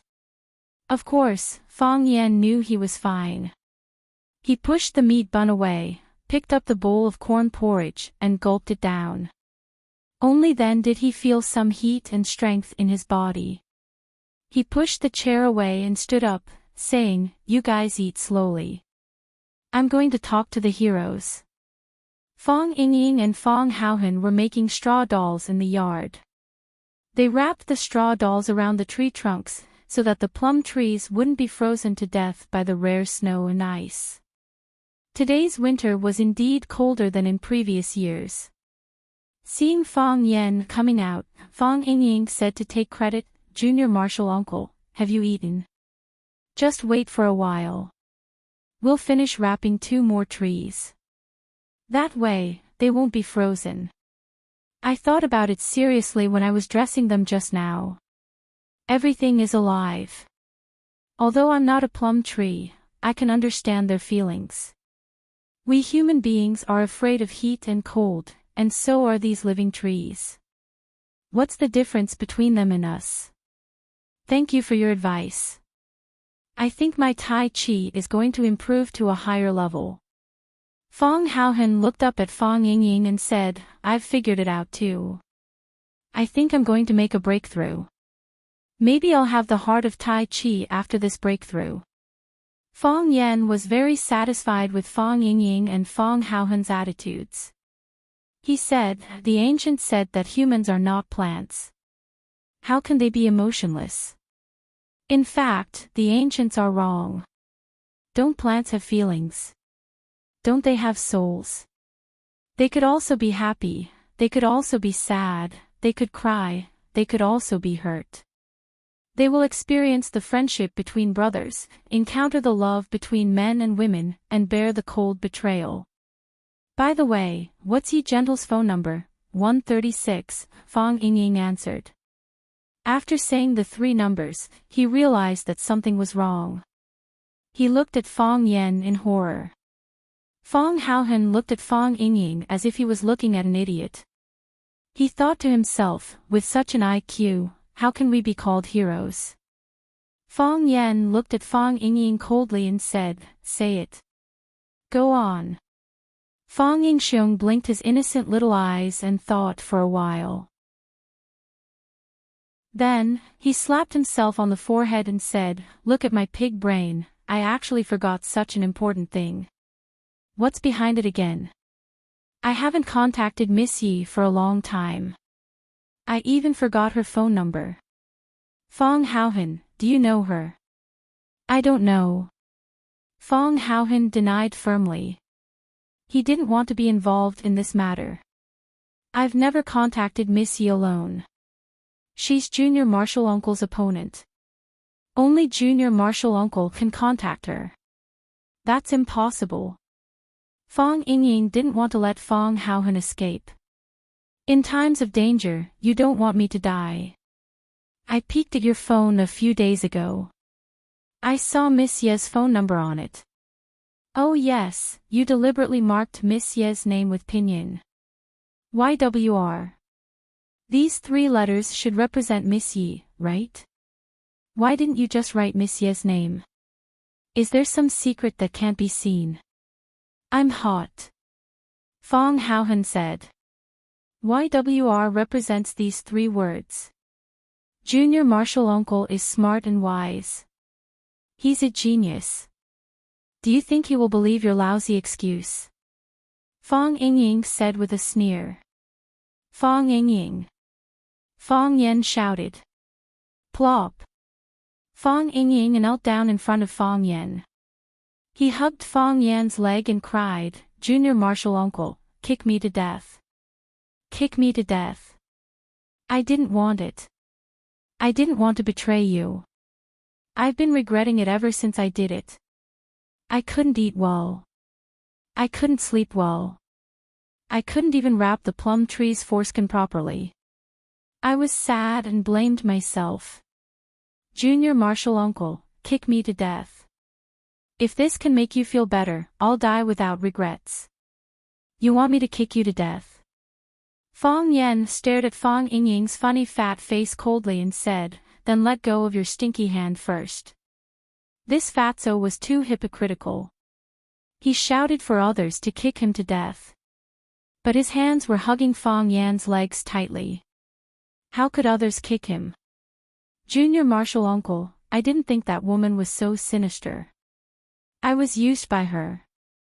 Fong Yingxiong cried with tears and snot on his face. You also know that no girl has ever liked me since I was young. They would laugh when they saw me. They thought I was chubby and funny, but they were never willing to play with me. I'm a failure. I'm very pitiful. I have no experience with women. I don't understand their evil thoughts. I don't understand their methods of harming people. Junior Marshall uncle, I don't want to live anymore. I really don't want to live anymore. I'm already so old. I still have my first love and first kiss. Tell me, what's the point of living like this? Hearing Fong Yingying's confession, Fong Haohan couldn't help but feel sad. With red eyes, he sat down in the snow and said in a hoarse voice, if there is a you, how can there be a Liang? If there is a Junior Marshall uncle, how can there be a hero? We are excellent, but Junior Marshall uncle is more excellent. All the girls in Swallow Dock like Junior Marshall uncle. Our lives can only be so bitter. Even Fong Yen felt that he was being too cruel after they teamed up to do such a thing. I'm just a little more handsome. Is that wrong? Is that wrong? Okay. Fong Yen patted Fong Yingying's shoulder and said, you just need to be honest. Tell me, did you send a message to Yi Ro this morning? I said you can't hit me. Of course. Fong Yen said. Really? When did I lie to you? You used to lie to me. I didn't lie to you this time. I really didn't lie to you, Fong Yen said awkwardly. I'm touched by you too. I feel sorry for you too. I received a message from Miss Yi when I was practicing my stance this morning. I thought she wanted to take me out for a walk. My heart was beating fast. I didn't know if I should accept or refuse. If I accepted, I felt sorry for you. If I refused, I was afraid that I would hurt Miss Ye's love. Forget it. You don't have to say it. I understand. Fong Yen felt it was too hard to talk to Fatso. Then he pressed down on Fong Yingying's head and punched him again and again. He had to admit that Yi Ro's way of doing things was sometimes simple and useful. Chapter 391. The teacher came back with a dung basket. From afar, he saw a figure kneeling at the door of his hut. He narrowed his eyes and walked over slowly. He poured the pig dung in the basket into the cesspool in the backyard and put the basket in the corner outside the hut. Then, he took out a bunch of keys from his pocket and prepared to open the lock. Sir, I was wrong, Fong Yen straightened his body and said in a deep voice. The teacher was deaf and didn't hear Fong Yan's words. He opened the copper lock and pushed the door straight into the hut. He took off his sheepskin coat and hung it on the wall. Then, he used an aluminum basin from the kettle on the stove to wash his face and hands. His face and hands were steaming, and the chill on his body was also dispelled a lot. The teacher opened the old teapot on the square table that had a hole in it. He grabbed a handful of broken tea leaves and threw them into the teapot. Then, he took the antique bottle with the words "Serving the People" printed on it and poured water into the teapot. There were no complicated steps to make tea. It was simple and crude. When he felt that the tea leaves tasted good, he poured himself a bowl of tea with a big bowl and blew it gently to drink. Sir, I'm here to apologize to you. Fong Yen, who was kneeling at the door, shouted again. The teacher was expressionless and still pretended not to hear him. He stood at the threshold of the hut and drank his big bowl of tea with relish. "Sir, I'll take it that you forgive me if you don't speak," Fong Yen shouted loudly. The teacher still didn't speak. The teacher didn't speak, so Fong Yen didn't get up. He knew that sometimes he could be lively, but there were some things that he had to be serious. For example, now. The teacher didn't speak, and Fong Yen didn't speak either. One was standing inside the threshold, and the other was kneeling outside. The teacher lived in the back of the village, which faced the back of the mountain. The wild wind was whistling, and the snow was buried for thousands of miles. The whole world was a vast expanse of whiteness. Fong Yen became a small dot in this white world. The teacher stood and drank tea, while Fong Yen knelt. The teacher sat and listened to music, while Fong Yen knelt. Teacher was lying down and sleeping, while Fong Yen was kneeling. When the teacher woke up, he washed the rice and washed the pot to cook. He cut the salted fish into 2 pieces and hung one piece on the wall while the other was thrown into the rice pot. He went to the backyard and pulled a bunch of vegetables and a few shallots. He washed them in ice water and boiled them. Fong Yen was still kneeling. The teacher ate the salted fish rice, swallowed a few small vegetables, washed the bowls and chopsticks, brushed the iron pot clean, and poured water into the teapot for the morning and drank a bowl of hot tea. Fong Yen was still kneeling. The warm sunshine in the morning disappeared without a trace at noon. The snowflakes that had stopped drifting once again. The snowflakes were soft, but the chill was hurtful. Fong Yen knelt in the wind and snow.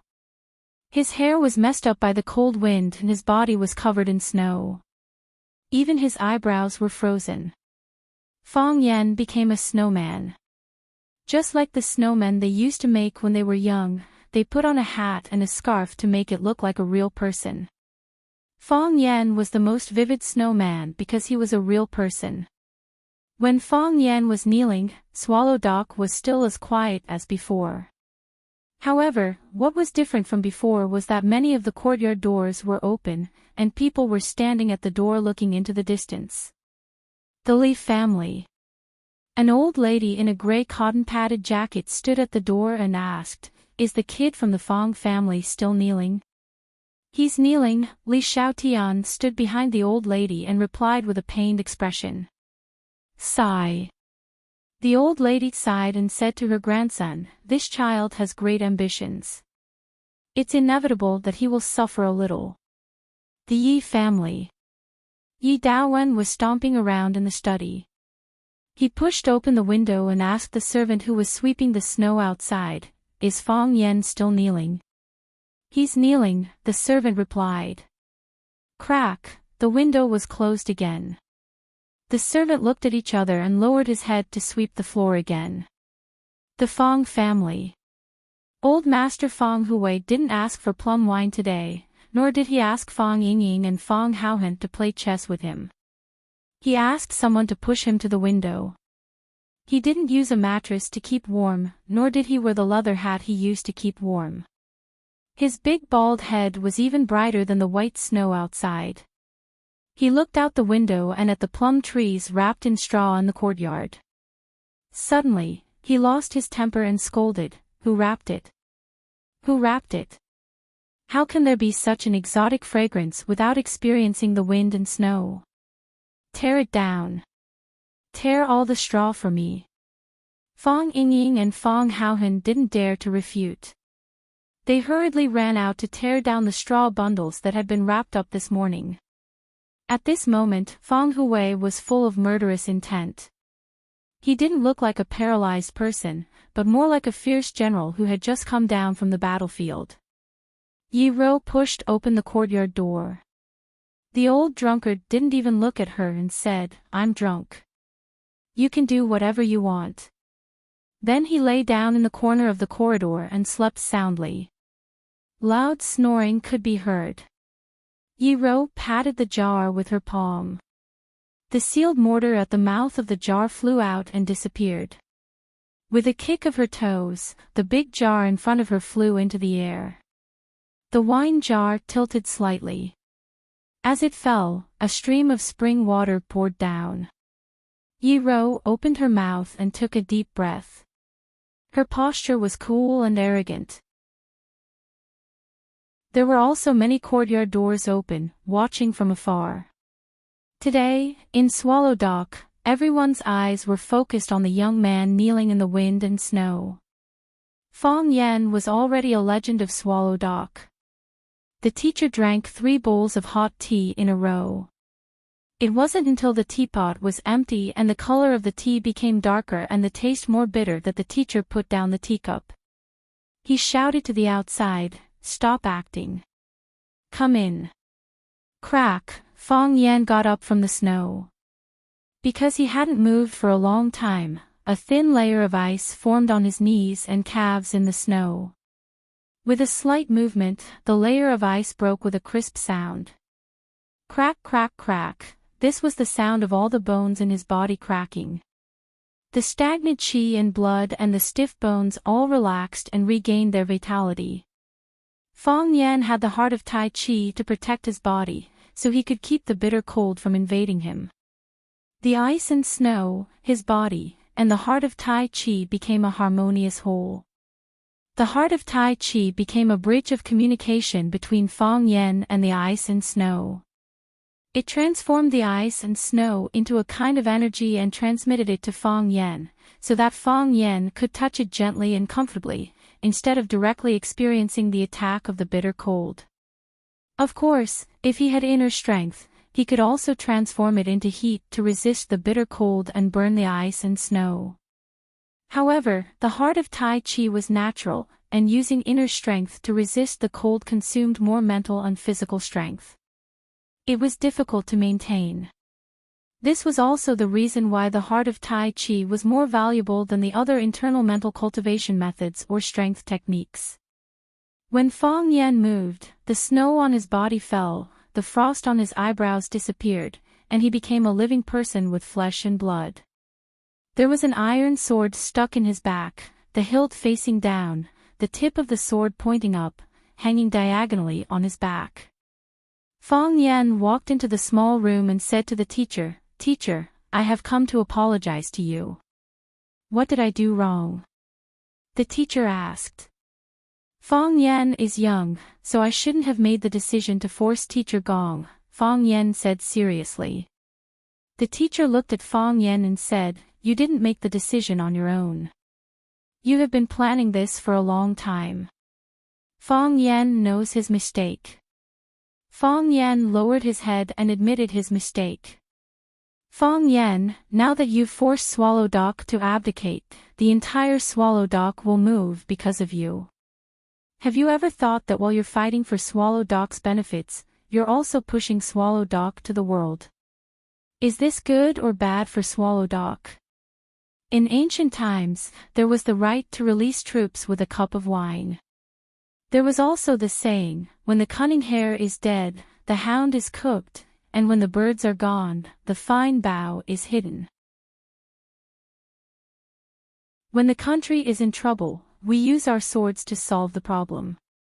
When the country is peaceful, we bury our swords and plow the fields. We are all martial artists, wholeheartedly practicing martial arts and seeking the way, living a peaceful life. Peaceful and beautiful, reproducing for 1,000 years. Isn't that good? 30 years of fame and glory, dust and soil, a beautiful dream of a golden bridge, all for nothing. What are we fighting for? What are we fighting for? Teacher, I know my mistake. Fong Yen lowered his head even more. You are not wrong. The teacher shook his head. Young people, with lofty words and lofty aspirations, who doesn't want to kill the enemy on the battlefield? Who doesn't want to be famous everywhere? Who doesn't want to carve a stone to record their achievements and write their name on the stone tablet at the entrance of Swallow Dock? My duty is to protect the continuation of the bloodline of Swallow Dog, to ensure that the loyalty of Swallow Dog will not change, and that the martial arts will not decline. So I hope to keep a low profile and remain silent. Just like I have been for hundreds of years, willing to be forgotten by the world. You have chosen another path, one that is aggressive and cruel. There is no right or wrong, but have you thought clearly which path is more suitable for Swallow Dog? Fong Yan raised his head to look at the teacher and said in a clear voice, I swear on my life that the loyalty of Swallow Dog will not change, and that the martial arts will not decline. We train hard in martial arts, ponder day and night, just to strengthen our bodies and promote justice. We swear to protect our country with our lives, shed our blood, and those who offend us, Wasia, will be punished no matter how far away they are. Teacher, the world is changing, and so are we. I have never thought about whether this path is right or wrong, I only thought about the right or wrong of this matter. I am not willing to be aggressive, I am even more unwilling to be cruel, I only hope that we will not be bullied. I only have this small ambition. The teacher pondered for a long time, looked at Fong Yan and said, Since you have already thought it through, why are you apologizing? Teacher will always be teacher, Fong Yan's teacher, Swallow Dog's teacher. I have no respect for my elders, I have disobeyed teacher, so naturally I have to apologize, Fong Yan said without changing his expression. Fong Yan, kneel, the teacher said. Fong Yan obeyed and knelt down. You have a son, Fong Yan, who has no respect for his elders, and who is audacious and presumptuous. He has disobeyed Mr. and placed Swallow's Dog in a dangerous situation. Mr. stretched out his hand and drew the iron sword from Fong Yan's back. He said, severely punish him with 3 strokes as punishment. The teacher held the long sword in his hand, and the blade struck straight at Fong Yan's head. Clang! When the sword came down, it was not Fong Yan's head that was cut in half, but the iron sword, that was broken into 2 pieces. Fong Yan was ashamed, and said embarrassedly, I was afraid that teacher would really kill me in a fit of anger. So, I did something to the sword. The teacher held the sword hilt, and was stunned for a long time before he said helplessly, in ancient times, there was Su Qin who carried the sword on his back, and today, there is Fong Yan who carries the sword. Go back. Go back. I can't teach you. Chapter 392. It's not good to be too smart. Fong Yan took the initiative to bring his friends to force Teacher Gong, which was a serious mistake for Swallow Dog and Teacher Gong. Originally, he wanted to carry a few branches over. Didn't the ancients play the trick of carrying thorns to ask for punishment? However, could a man from Swallow Dog do such a thing? Wouldn't you be insulting teacher and yourself by carrying a few thorns? Even if teacher broke those thorns, he wouldn't be able to do anything to you.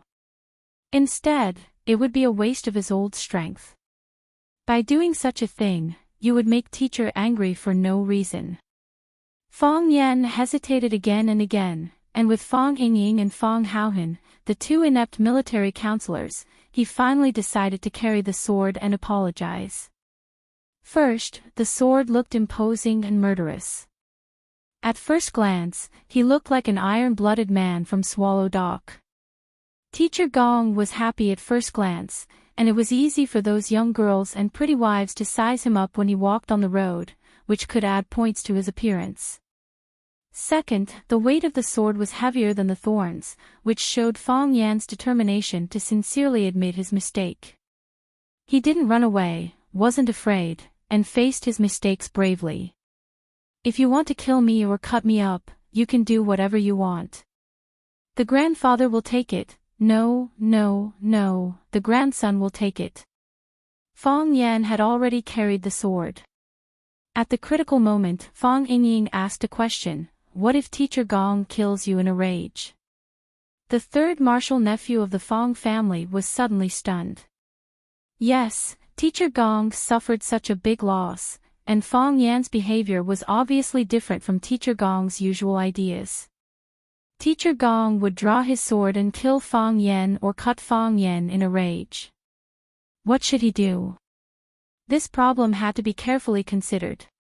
In the end, under Fong Yingying's initiative, proposal and Fong Haohen's strong request, Fong Yan had to reluctantly accept this dishonorable decision and use the sword prop they usually used in the game. There was a mechanism in that sword, and it would break into two pieces with a little force.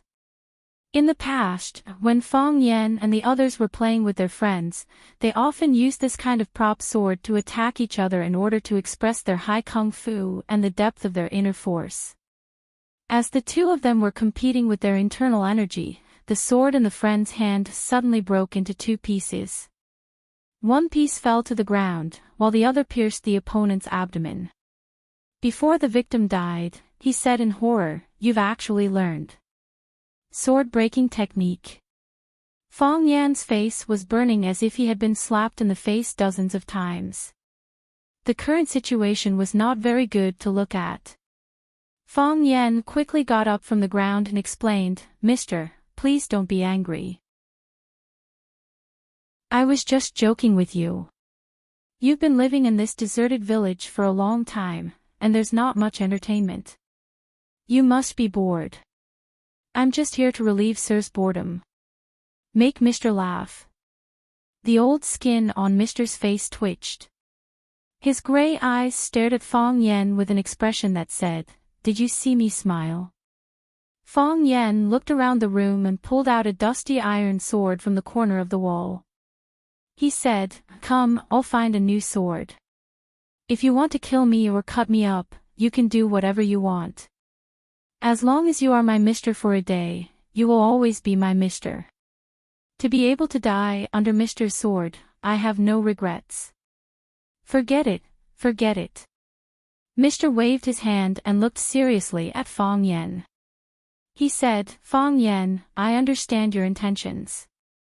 I have my own way of thinking, but you've ultimately chosen the path you want to walk. As I said earlier, there's no right or wrong.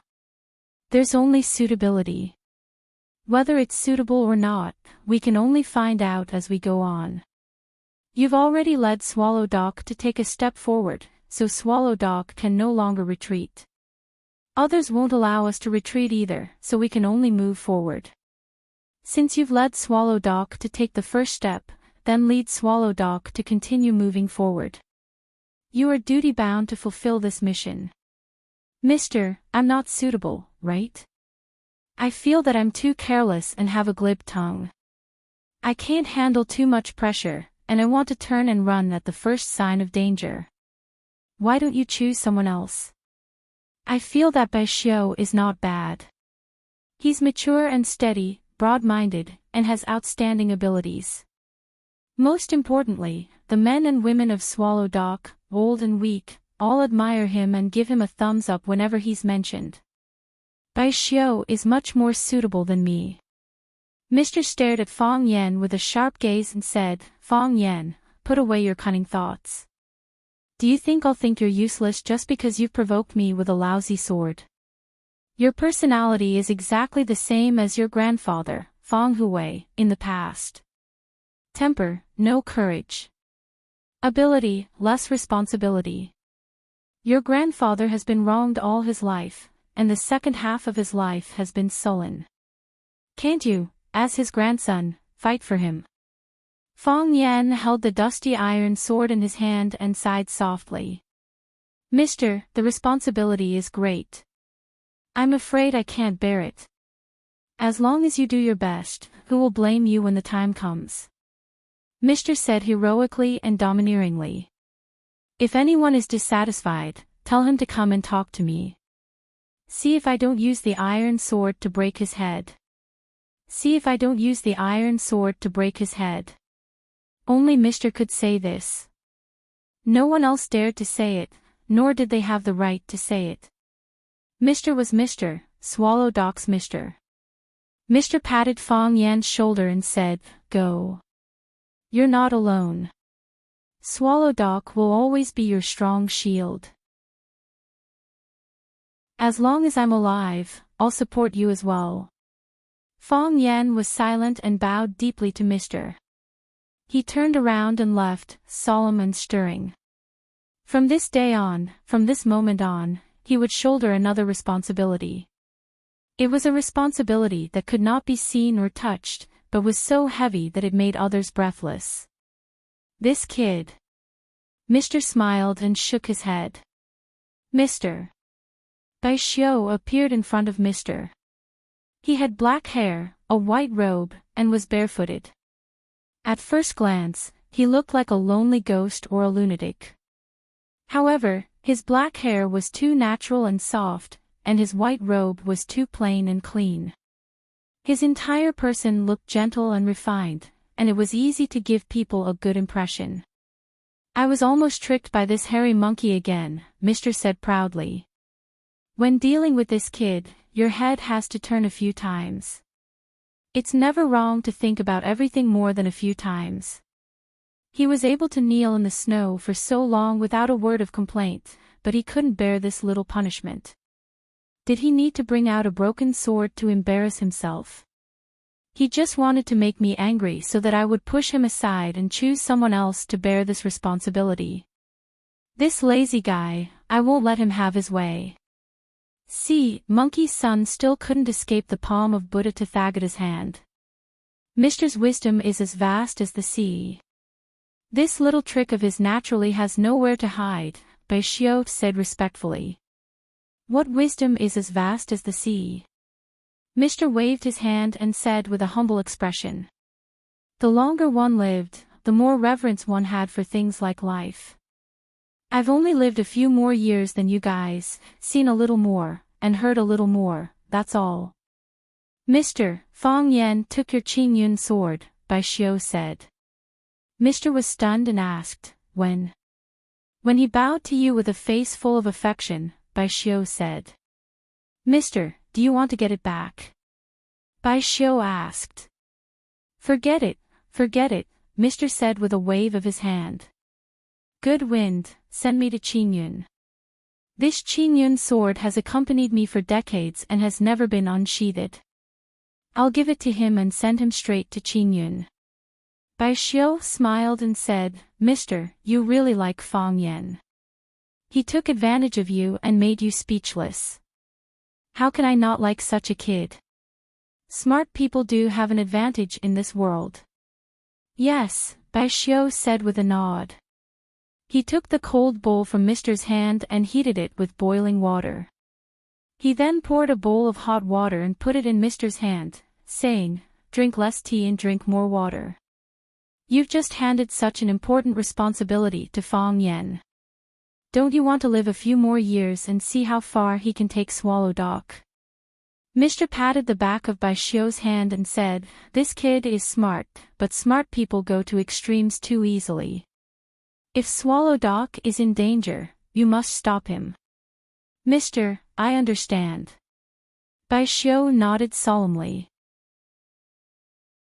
Swallow Dog is Fong Yan's Swallow Dog, and it is also my Swallow Dog. Mr. smiled and said, my spirit is tired after fighting with that kid in a battle of wits and courage. You go, I'll lie down and rest for a while. Bai Xiu didn't leave immediately. Instead, he helped light the pile of firewood, helped Mr. lie down on the chair, and covered him with a mattress before closing the wooden door and leaving.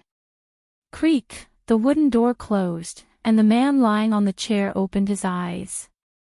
In the light of the fire, his pupils shone with a multicolored luster. His eyes were deep and distant, like the endless snowy plains outside the thatched cottage, and like the starry sky that covered the entire earth. This was an old man with wisdom and experience. These young people, he looked at the fire in front of him and said softly, I hope this is Swallow Dog's good fortune. Fong Yan held the green cloud sword and walked back like a thief who had gotten his hands on him. However, at the edge of the pond in front of his house, he ran into a black-clothed woman who was throwing a snowball into the pond. The woman grabbed a handful of snow from the snow under her feet and squeezed it. A smooth little ball appeared in her palm. She threw the little ball toward the pond's icy surface. The little ball slid forward on the ice. This was a little game that Fong Yen had taught her. Swallow Dock wasn't a bustling place. It didn't have bars or karaoke, but the children naturally had their own ways of picking up girls that weren't inferior to the methods of the children in the city. Fong Yen looked at her back for a while and felt that it was best not to have any contact with her.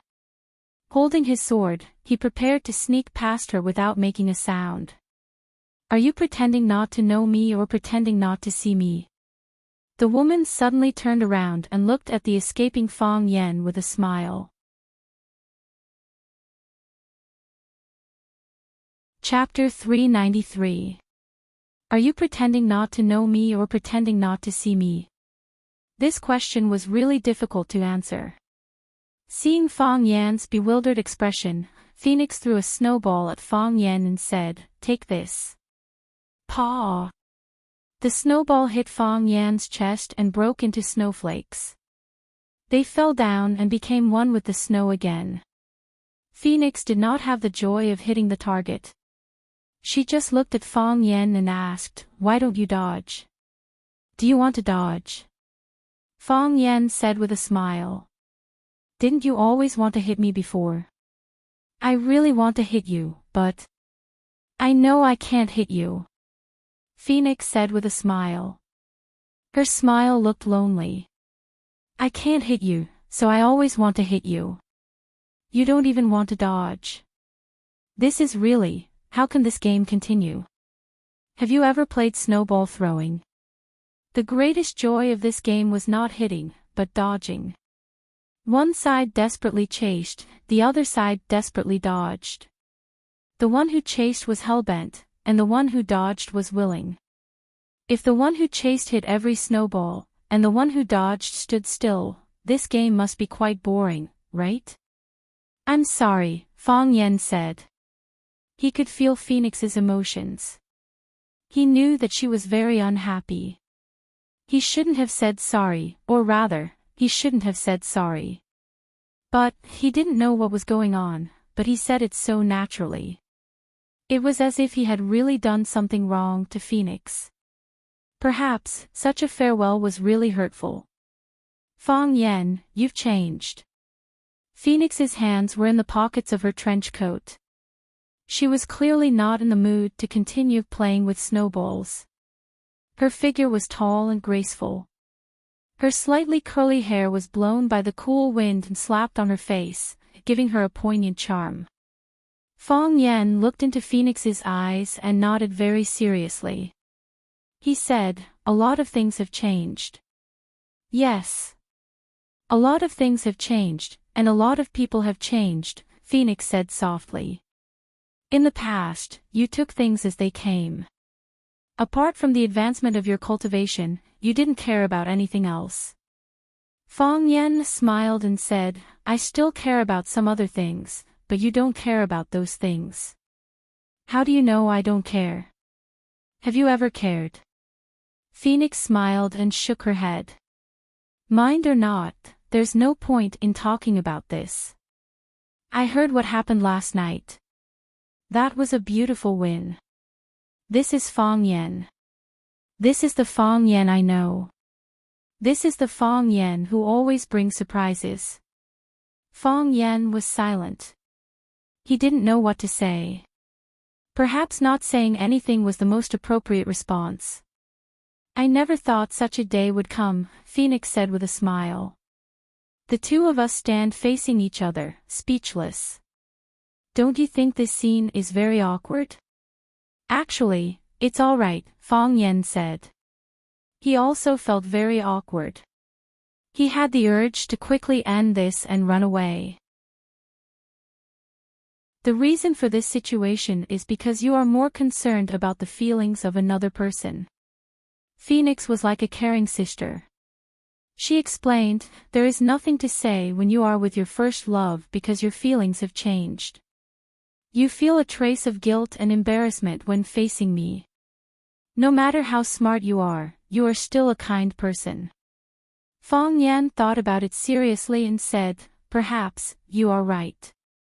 You have always been able to give me the best advice and the most professional analysis from the perspective of a bystander. Can you tell me who that person is? Don't you already know?" "Talking to you is no longer interesting," Phoenix said. She opened her arms and said, "This is the true meaning of farewell, right? Come, let's hug one last time." Fong Yan hesitated. "What? Are you afraid or unwilling?"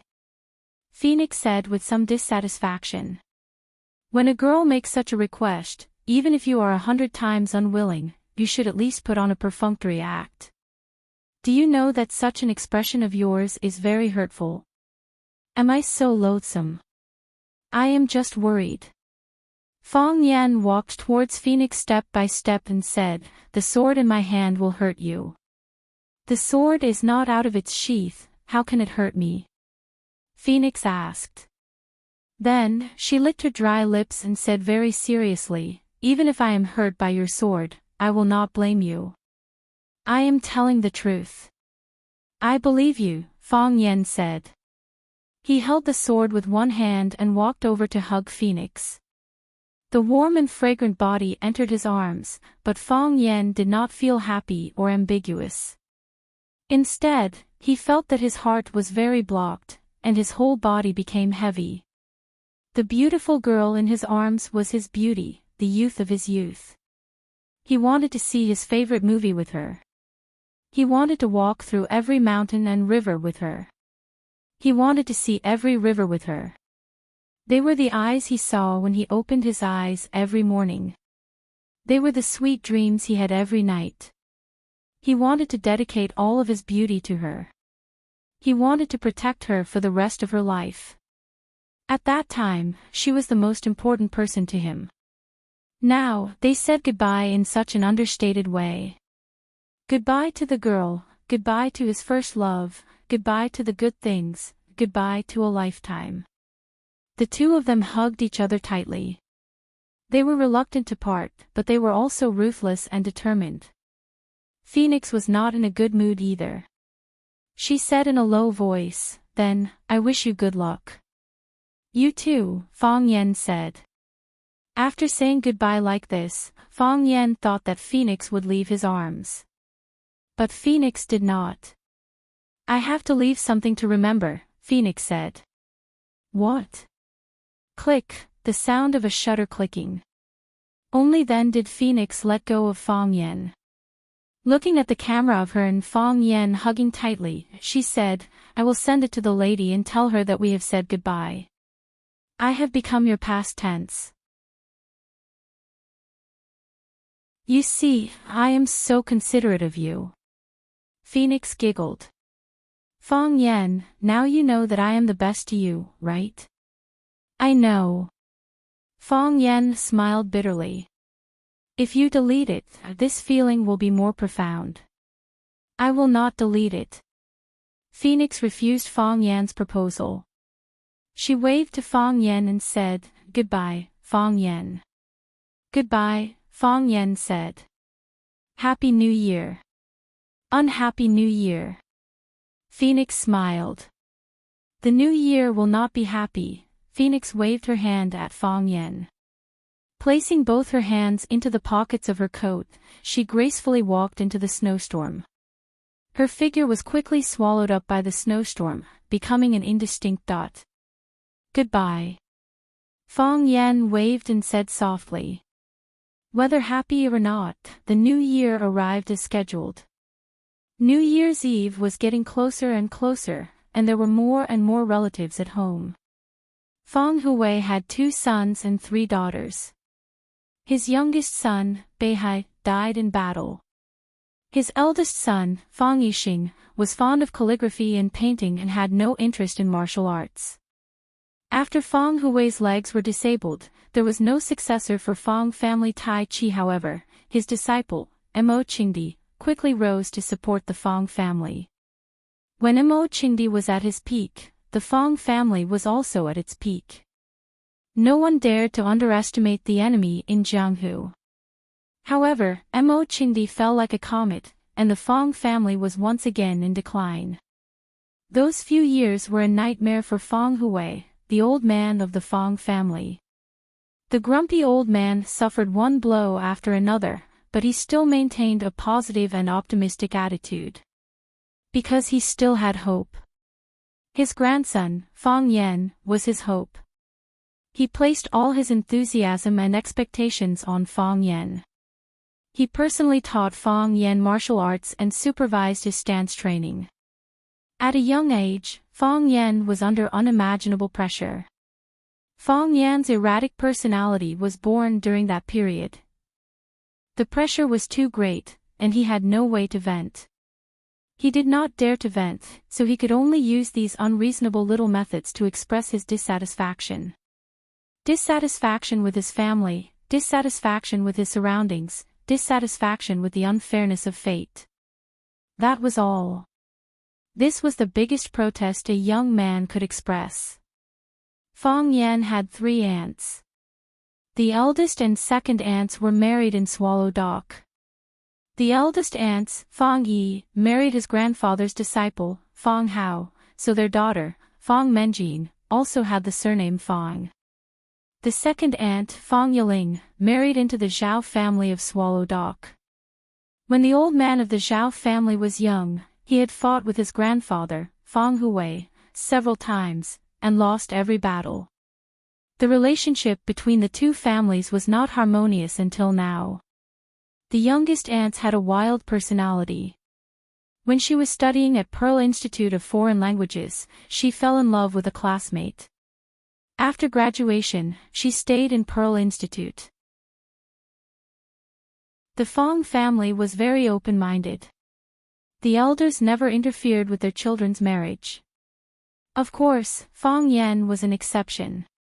According to the past practice, every year on New Year's Eve, the eldest and second aunts would bring their family to the old house to have New Year's Eve dinner with the old man.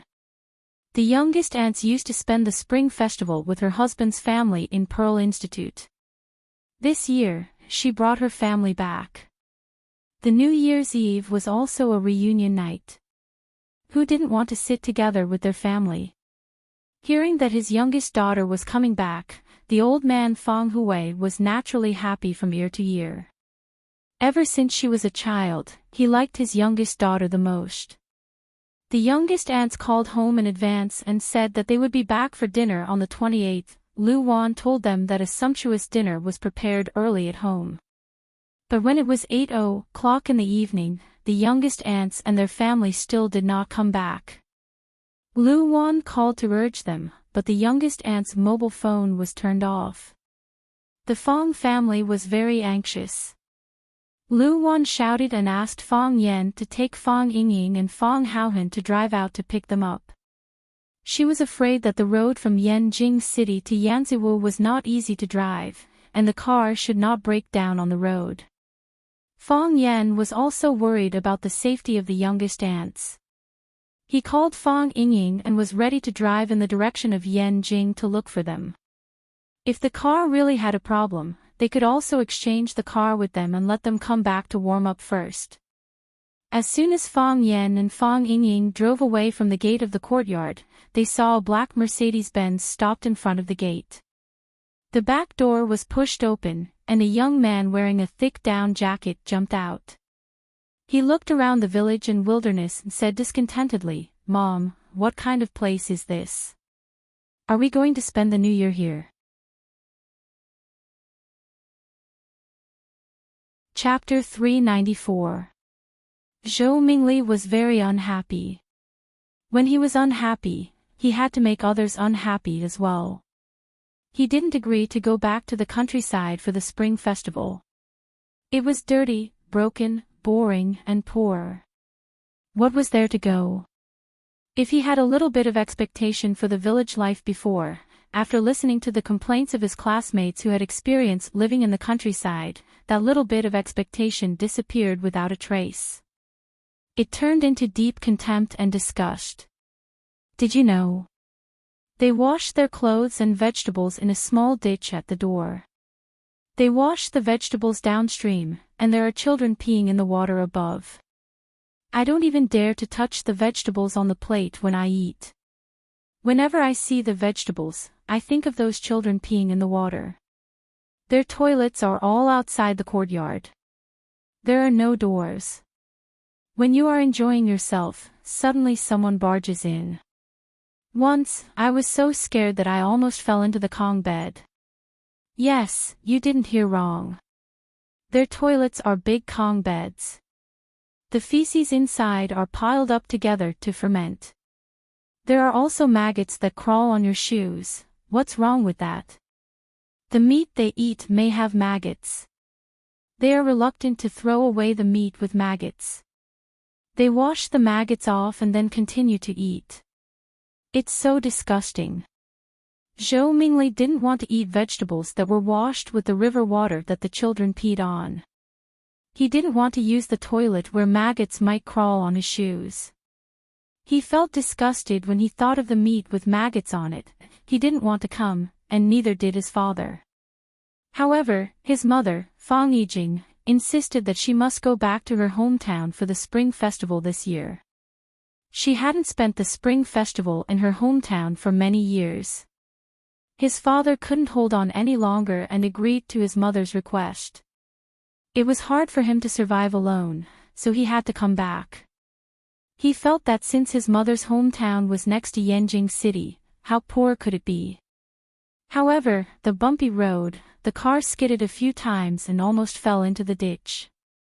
He was filled with fear and disgust for the place he was going to. When he arrived at his destination and saw that he was actually in a primitive village, he felt that the urine-soaked vegetables and maggots in the toilet were waving in front of him.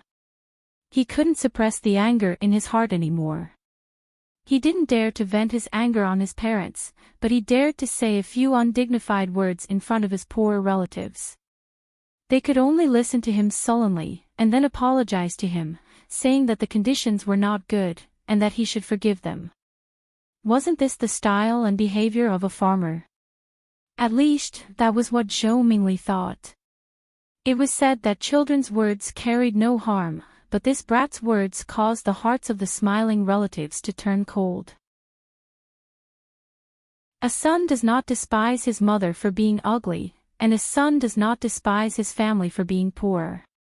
Swallow Dock could be considered as half of Zhou Mingli's hometown. Being belittled and scolded like this made people feel very uncomfortable. Besides, the people of Swallow Dock were naturally proud. They were suspicious and looked down on everything in the outside world. When the proud people of Swallow's Dock heard Zhou Mingli describe Swallow's Dock as a place where even birds don't shit, some people's faces turned ugly. Lu Wan and First Aunt Fang Yisin stood at the front of the crowd to welcome them. Hearing Zhou Mingli's words, they could not help but stop. When the two of them stopped, the others naturally stopped as well. When the atmosphere was awkward, Fang Yijing walked out from the other side of the car and shouted, "Zhou Mingli, what are you talking about? This was Swallow Dock. Mother's home. I was born and raised here. I think it's pretty good. What are you dissatisfied with?" Zhou Mingli twitched his mouth. Obviously, he did not agree with his mother's point of view. He just did not want to argue with her. The door of the front passenger seat was pushed open. Fang Yijing's husband, Zhou Fan, opened the door and got off. He glanced at his son and said to his wife, "Forget it. The kid was just joking. Don't take it to heart. Zhou Mingli is also a boy. You should save him some face in front of others." Zhou Fan also felt that it was a trivial matter. Moreover, his son was right. Swallow's Dock was a place where even birds don't shit. It was his third or fourth time coming here, but he still could not remember the way. Later, when his wife came back, he used the excuse that he was busy with work to refuse. He really did not want to come to this place. Fang Yijing was angry, but she could not argue with her husband and son in front of her brother and sister-in-law. Their views were deeply rooted. She could not change them in a short time. Zhou Fan stood there and looked at everyone arrogantly. He smiled and said, "Sister-in-law, sorry, we came back late." Luan had calmed down. She said, "It's okay. It's good that you are back. Everyone is waiting for you to eat." She turned to look at Zhou Mingli and said, "Is this Zhou Mingli? I hugged him when he was born, and I went to drink when he was 1 year old. How did he become so big in the blink of an eye?" "Sister-in-law." Fang Yijing walked over and held Lu Wan's hand. She said, "I'm sorry.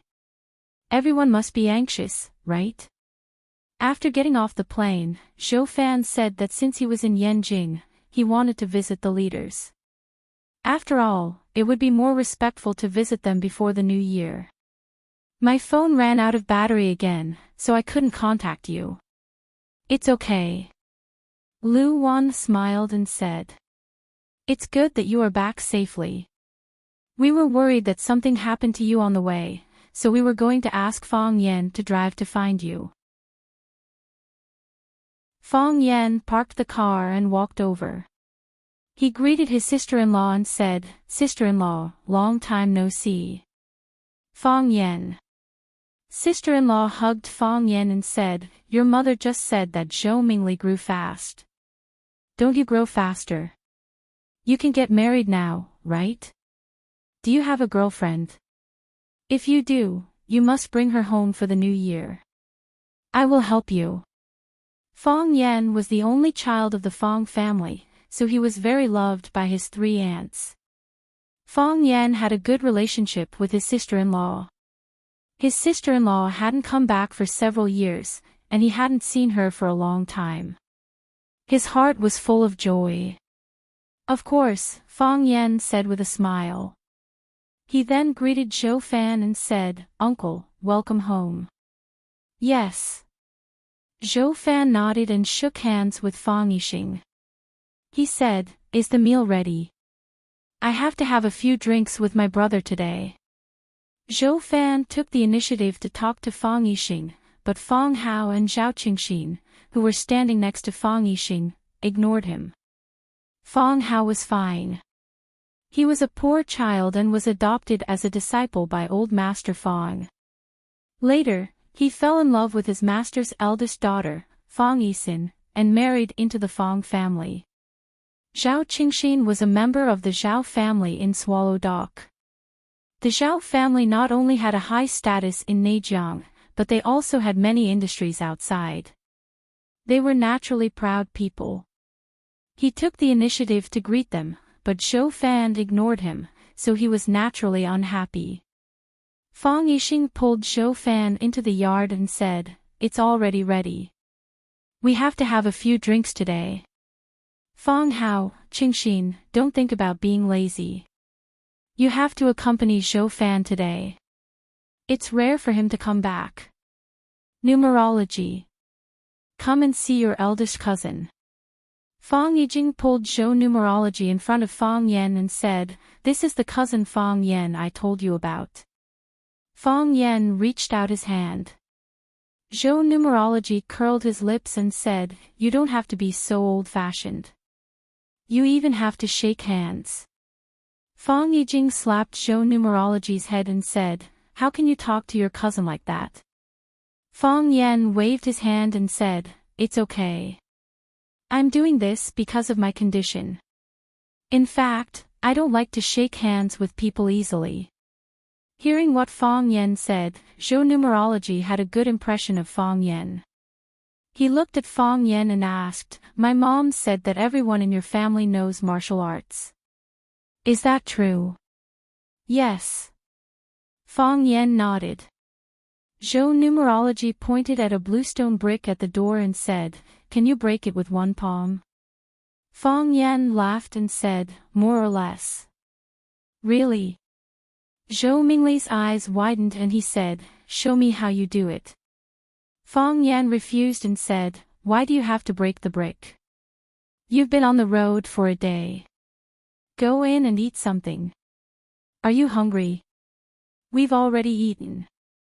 Zhou Numerology said impatiently, "We ate at Yanjing Hotel." My dad went to visit his leader for the new year, so we ate at Yenjing Hotel. Can you really break bricks? You're not lying, are you? Zhou numerology.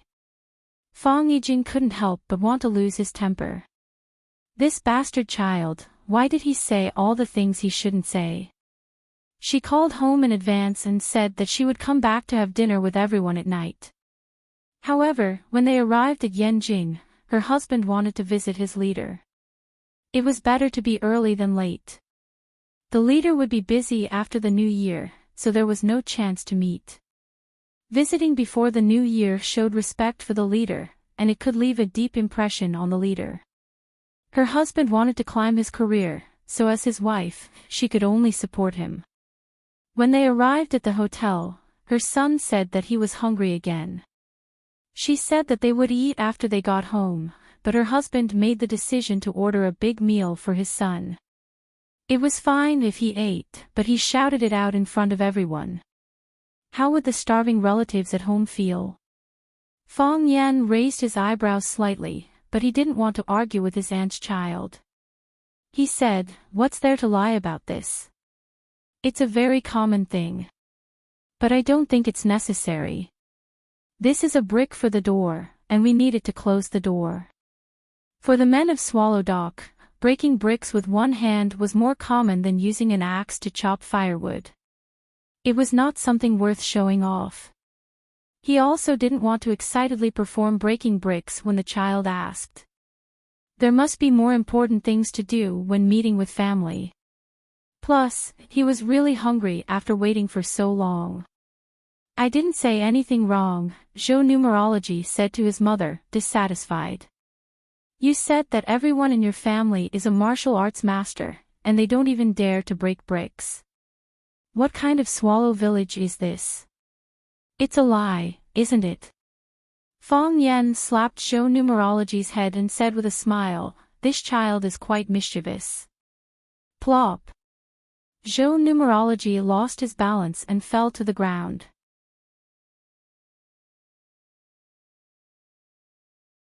Chapter 395. Zhou Mingli was born in a family of officials. His grandfather was an official in the Pearl Bank system, and his father also held an important position in the banking system. Because they dealt with money all day long, their family was naturally not short of money. And because he was the eldest son of the Zhou family, he was very spoiled. Usually, he could get whatever he wanted, even if he wanted the moon in the sky. That was impossible. He had never suffered any setbacks or hardships. This also developed his arrogant and violent character, and he would lose his temper if he was slightly dissatisfied. Because he didn't want to come to Swallow Dock for the spring festival, his mother forced him to come. He didn't dare to vent his anger on his mother, but he wouldn't be stingy to pour it on the villagers of Swallow Dock. "If you didn't live here, how could we come to such a place where even birds don't shit?" After seeing the luxurious life in Yenjing City, he didn't want to leave. However, his parents insisted on leaving, and he couldn't spend the spring festival alone. The road was blocked by snow, and the wind was howling. The driver assigned by his father's leader almost drove the car into the ditch without any guardrail signs on both sides of the road several times. The driver gossiped a few times, which made the Zhou family feel quite disgraced. Having such poor relatives was indeed not something to be proud of. At least Zhou Fan could hide this unhappiness in his heart, but Zhou Mingli didn't care and showed it on his face. After arriving at Swallow Dock, seeing the scattered houses on the snowy plain, he felt like banging his head against the wall. This place in the middle of nowhere, except for the village, was surrounded by wilderness and lonely mountains. This was the destination where they had to stay for a few days and spend their precious winter vacation time. Zhou Mingli had the urge to turn around and run. His mother told him countless times that their village was a very amazing place, and that everyone in the village had powerful martial arts. Zhou Mingli was skeptical about this sentence. How powerful could they be? Breaking a brick with one punch. Breaking 2 planks with one kick. However, this was the era of technology. So what if you had martial arts? Before you could rush in front of others, you would be killed by them with one shot. Every clown in the acrobatic troupe had unique skills, but didn't they also have to jump around in the air and rely on other people's tips for a living? Even so, this was still a reason for Zhou Mingli to have a little expectation for this village. Perhaps, he could always find something new to boast to his friends when he returned. Therefore, after seeing Fang Yan, he wanted to verify his mother's words and his own thoughts. He pointed at the brick and asked Fang Yan to split it open. Didn't the villagers have a desire to show off in front of the city people? If he asked them to do what they were most proud of, they must be eager to show off, right?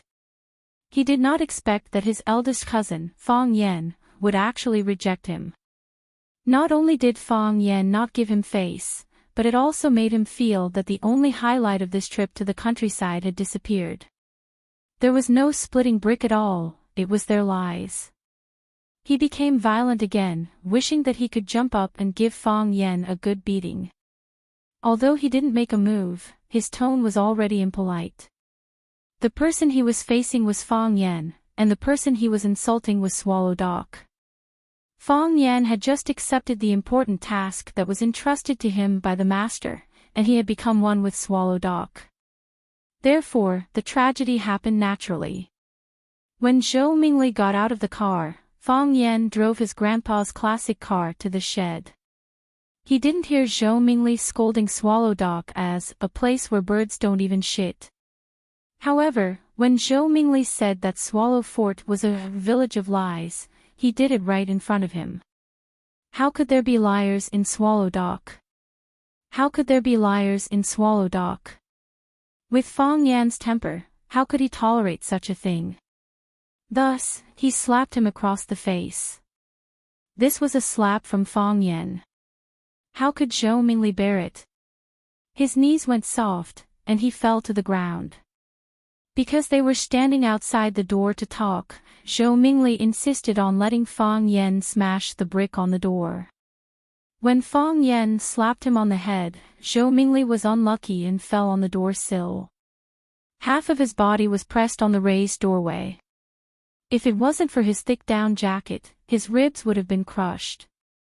Mingli. Fang Yijing saw his son suddenly fall on the ground and quickly ran over to help him up. Zhou Fan and Fang Yixing had already entered the courtyard. When they heard their son scream, they quickly turned around and saw Zhou Mingli lying on the ground, unable to move. Fang Yan moved even faster. Before Fang Yijing and Zhou Fan came over, he had already pulled Zhou Mingli up from the ground. He patted the snow and dust off his body and asked, "Mingli, are you okay? Are you hurt? The road in the village is slippery. Be careful." Fang Yijing and Zhou Fan finally reached their son's side. Fang Yijing held his son and asked, "Mingli, how do you feel? Do you feel uncomfortable anywhere?" Zhou Fan stared at the doorway in front of him and asked, "You have to watch where you're going, how did you fall?" Zhou Mingli felt waves of pain in his chest, but his anger made him lose his mind. He pointed at Fang Yan and shouted, "He slapped my head, he slapped me on purpose." "Mingli!" Fang Yijing shouted. "Don't talk nonsense." "I'm not talking nonsense. It's all his fault." Zhou Mingli was unforgiving. His voice was as sharp as a knife as he said, "I told him to split the brick, but he didn't know how to do it. He slapped my head, he did it on purpose. He hit me on purpose." Zhou Fan looked at Fang Yan and asked, "Fang Yan, this?" Fang Yan smiled bitterly and said, "I did slap Mingli's head. But it was a touch, a light touch. He asked me to split the brick, but I didn't agree. I felt that this child was quite mischievous, so I couldn't help but pat his head. I used to pat Fang Menjing and Fang Mingxiang's heads, but this was all because of me. I apologized to Mingli." "Mingli, that's enough." Fang Yijing was furious, stared at Zhou Mingli with an unfriendly gaze and said, "Are you done? If you are, then go rest in your room. Didn't you already eat? You don't have to eat dinner. Zhou Fan glanced at Fang Yan and smiled. Mingli is still a child. As his big brother, please forgive him. Uncle, don't worry. I'll take good care of Mingli, Fang Yan promised. You? Zhou Mingli felt that he had nowhere to vent his anger, so he glared at Fang Yan and said, You lied to me, I won't let you off easy. Saying so, he quickly walked into the room. Be careful, the road is slippery, Fang Yan reminded him. Why do you care? Zhou Mingli's tone was unfriendly. Thawed. As soon as he said so, he fell to the ground again. This time, there were no obstacles on his body, so his body slid forward on the thin ice until he reached the bottom of the stairs. Fang Yan raised both hands and said, I really didn't touch him this time. Fang Menjing clapped and laughed, saying, So stupid, he can't even walk properly. Fang Mingxiang was even worse. He ran along the path where Zhou Mingli slipped and said, Look at me, I can't even slip. Second Aunt Fang Yiling quickly ran over and pulled Fang Menjing and Fang Mingxiang to the side so that Zhou Fan and his little sister wouldn't feel embarrassed. Zhou Fan originally wanted to blame the slippery road for not cleaning up the snow, but after Fang Menjing and Fang Mingxiang's antics, he couldn't bring himself to complain. Even two young children could walk and jump freely. How could his son not be able to walk properly when he's already so old? Moreover, Fang Yan even reminded him to be careful of the slippery road, but he said, I don't care, wasn't this a typical dog biting Lu Dongbin? Pft pft pft, who's the dog here? This time, Fang Yan didn't need to do anything. Zhou Fan quickly walked over to help Zhou Mingli up and shouted with a stern face, Zhou Mingli, can you please behave yourself? This isn't a place for you to behave atrociously. Zhou Mingli felt like all the bones in his body were about to fall apart. Although he said he didn't need Fang Yan's help, he was indeed worried about the road under his feet. However, for some reason, his knees softened, his entire body suddenly lost its strength, and he fell to the ground for no reason. He was a bit scared. He felt pain in his chest just now, so he was worried that he might have some side effects from the fall. Seeing that his father was angry, he didn't dare to say what he wanted to say. He shook off his father's hand and strode into the house. Fang Yijing looked at everyone apologetically and said, You guys should eat first. I'll go help him settle down. This child is in his rebellious phase, and he always makes people worry. Lu Wan also stood up and said, Let's eat. The food is getting cold. Fang Hui was also pushed out. Although the old man's legs were paralyzed, he still had his power. With him present, everyone behaved warmly and harmoniously. The main guest of the dinner tonight was Zhou Fan. Fang Yixing, Fang Hao, and Zhao Qingxin took turns to drink. Zhou Fan took the initiative to toast Fang Hui 3 times, Lu Wan, Fang Yixing, and Zhao Qingxin. He even took a toast from Fang Yan. His mind was not very clear, and when he spoke, his tongue began to waver. He squinted at Fang Yan and said, I heard from your aunt that Fang Yan is a teacher in Huaqing. Fang Yan nodded and said, Yes. What's so good about being a teacher? Zhou Fan waved his hand and said, The salary is low, the work is heavy, and you have to deal with a group of children every day. When you go to work, you have to eat chalk dust. That's not a good thing, it can damage your lungs. It'll be too late to regret it. Listen to Uncle, quit your job after the Spring Festival. Go to Mingzhu, Uncle will arrange a job for you, and you'll have a lot of free money.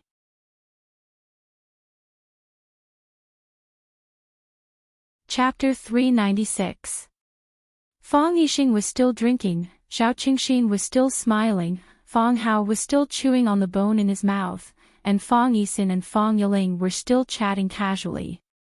Fang Yixing was still drinking, Zhao Qingxin was still smiling, Fang Hao was still chewing on the bone in his mouth, and Fang Yixin and Fang Yiling were still gossiping, but the voices at the table suddenly stopped, and there was a moment of silence. Fang Yixing frowned slightly, and Fang Hui's dark face looked even worse.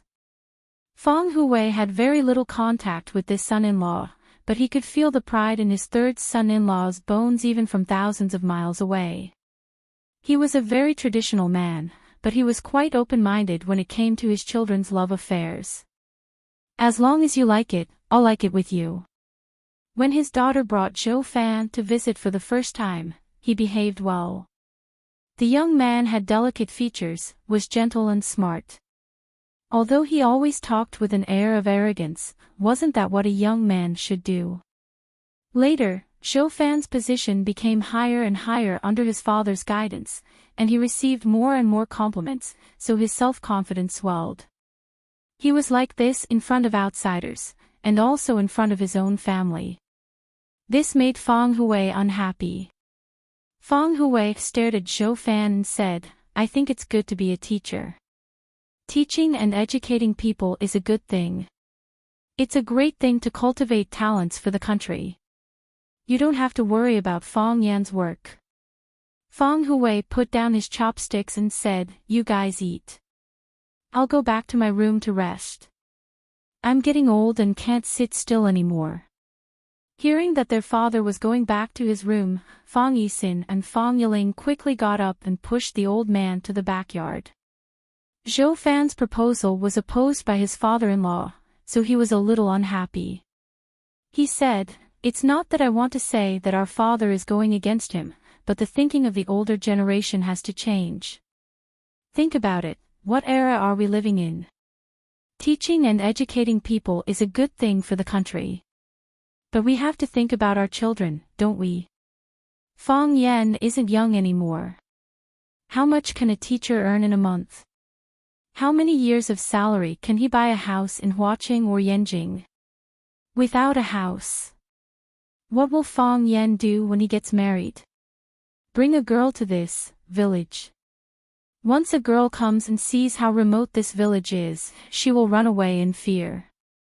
What's wrong with this village? Ordinary girls can't even come in. Zhao Qingxin sneered. Qingxin, I didn't say this village is bad. But nowadays, young girls are willing to live in the city. Who can stand the coldness of this village?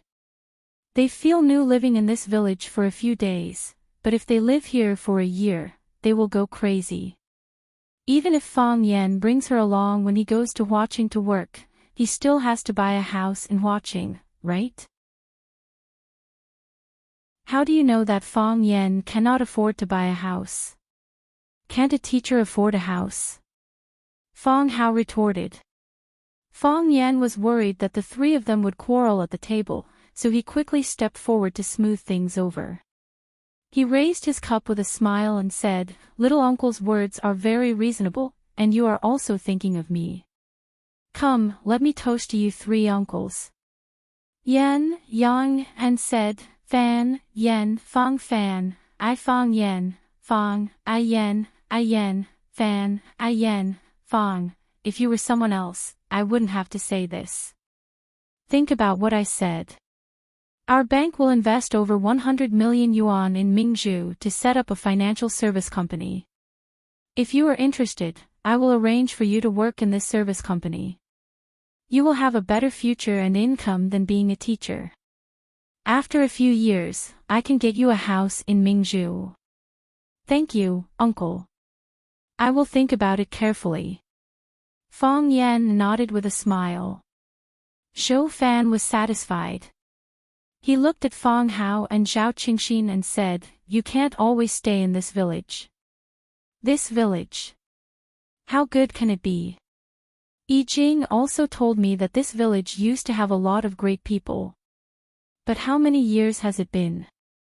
Hundreds of years. We can't always hold on to the glory of our ancestors. We have to look forward, right? Zhao Qingxin trembled with anger and deliberately said, We want to go out, but we have to arrange a way for you. Zhou Fan felt the hostility in Zhao Qingxin's words, so he didn't really want to help him. He said, "If there is a suitable opportunity, I will arrange it for you." The meal ended on a bad note. Zhou Fan went back to the room he and Fang Yijing lived in. He lay on the bed and said, "I think your family is hostile to me." "Why is it hostile to you?" Fang Yijing was packing her luggage and asked casually. "Every time a fortune teller comes, he will fall." I can see that the boy really suffered a loss in the hands of Fang Yan. Otherwise, he wouldn't be so emotional. "And your father, when I said I would arrange a job for Fang Yan, he looked at me as if he wanted to eat me. I mean well, don't I? If it were someone else, I wouldn't have to worry about it." Fang Yijing stopped what she was doing and sat on the bed. She said to her husband gently, "Zhou Fan, Swallow Dock is a very special place. The people here are naturally more arrogant than others." Zhou Fan sneered and said, "Poor village people, a group of country bumpkins who have never seen the world. What is there to be proud of?" Fang Yijing sighed softly. She wanted to talk to her husband about this countless times, but she was always rebuffed by this kind of sarcasm. Yes, Swallow Dock had been silent for 100 years, but the glory and spirit of their ancestors still existed. Moreover, the villagers here had been silently protecting this country and its people with their loyalty and lives. They had bled for this country, they had lost their lives for this country. They had the right to be proud and arrogant. No matter who it was, they should be more tolerant to such a group. They should allow their pride, accept their arrogance, and let them feel that they were being respected. However, her husband only believed what he saw with his eyes. The village he saw was so remote, the houses so old, the village roads so broken, and the young people hiding in the village doing nothing. Even his son, Zhou Mingli, looked down on Swallow Dock. He felt that the village his mother was born in was too poor. She had always wanted to bring her husband and son here, so that they could beat with the pulse of Swallow Dock. Now it seemed that this wish was really hard to achieve. "Zhou Fan, you should let go of your prejudices, look with clear eyes, and think with a rational mind. Swallow Dock is really a place that people should be proud of." Before Fang Yijing finished her words, her husband's snoring could be heard. At 6:00 in the morning, Fang Yan had already washed up and went to the yard to practice. After returning home, he could not neglect his martial arts. Grandpa did not care about anything else, but he was very strict with this area. Fang Yan had just finished a round of plum blossom steps when Fang Yingying and Fang Haohen also came over in casual clothes. The three greeted each other with their eyes, and then began to practice. After a while, Fang Menjing and Fang Mingxiang also came out. Every new year, eldest aunt and second aunt's family would live in the old house, so Fang Menjing and Fang Mingxiang had to practice with Fang Yan. Fang Hao and Zhao Qingxin also had to practice, but they would practice in the Fang family's martial arts hall, not with the younger generation. Zhou Mingli had also woken up. He wore a thick down jacket, and held an iPad in his hand. When he saw Fang Yan leading a group of people to practice, he pouted and began to play games on the iPad. The sound of the game was very loud, and it brought a lot of noise to the people who were practicing. "Can you turn off the sound?" Fang Mingxiang had the least concentration, and when he heard the sound of fighting in the game, his attention was drawn away. "I'm playing my own game, what does it have to do with you?" Zhou Mingli naturally would not listen to a child. "Do you believe that I will hit you?" Fang Mingxiang said angrily. To Fang Mingxiang, Zhou Mingli, who could not even walk steadily, was no match for him. Fang Mingxiang, Fang Yan said to Fang Mingxiang as he practiced, "Keep your voice low, and focus your mind. These noises are your obstacles. Only by overcoming these obstacles can you become a master like your father." Fang Mingxiang admired Fang Yan very much. After hearing Fang Yan's words, he said, "I don't want to become a master like my father, I want to become a master like Big Brother Fong Yen, okay? Fong Yen smiled and nodded. It felt good to have a hardcore fan at home. Then practice hard. Don't be disturbed by the noise outside. Okay. I will. Fong Mingxiang closed his eyes and focused on practicing his stance. As expected, he was no longer disturbed by external forces. Zhou Mingli sneered and said, "You can only fool children." Zhou Fan had drunk too much last night, so he got up late today. After washing up, he did not want to stay with the Fong family, so he got up and took a walk in the village.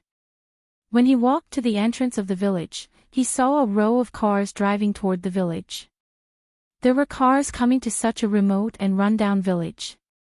When he saw the license plate number, his heart could not help but beat faster, and his face was full of disbelief. He rubbed his eyes and looked again. The cars were right, and the license plate number was right.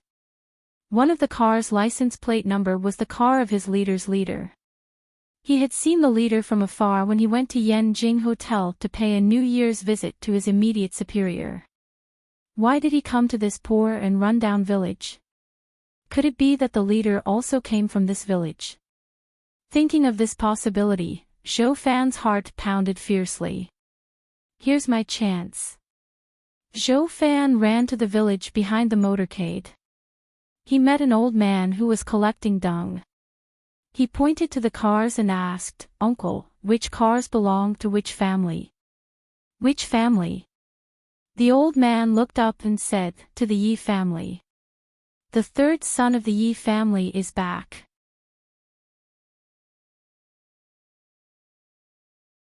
Chapter 397. The 29th of the 12th month, also known as Little New Year's Eve. Every family held a banquet, people came and went to visit other people.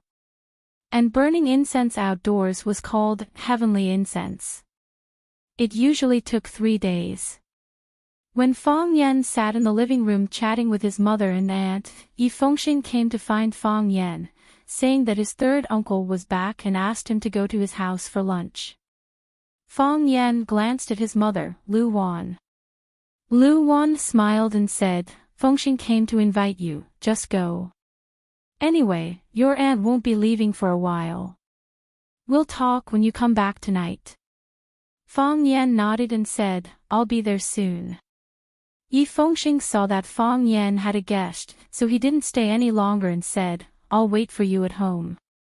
Go there early, third uncle said he wants you to help pour wine at noon." "There's a guest at home." "Third uncle's guest," Yi Fengxing said. Yi Daoling used to be in charge of the research of Hua Xia's economic system, so he naturally had to be surrounded by many big shots in the financial system. Now that he was promoted and held an important position, there would naturally be more people crowding around him. Tomorrow was New Year's Eve.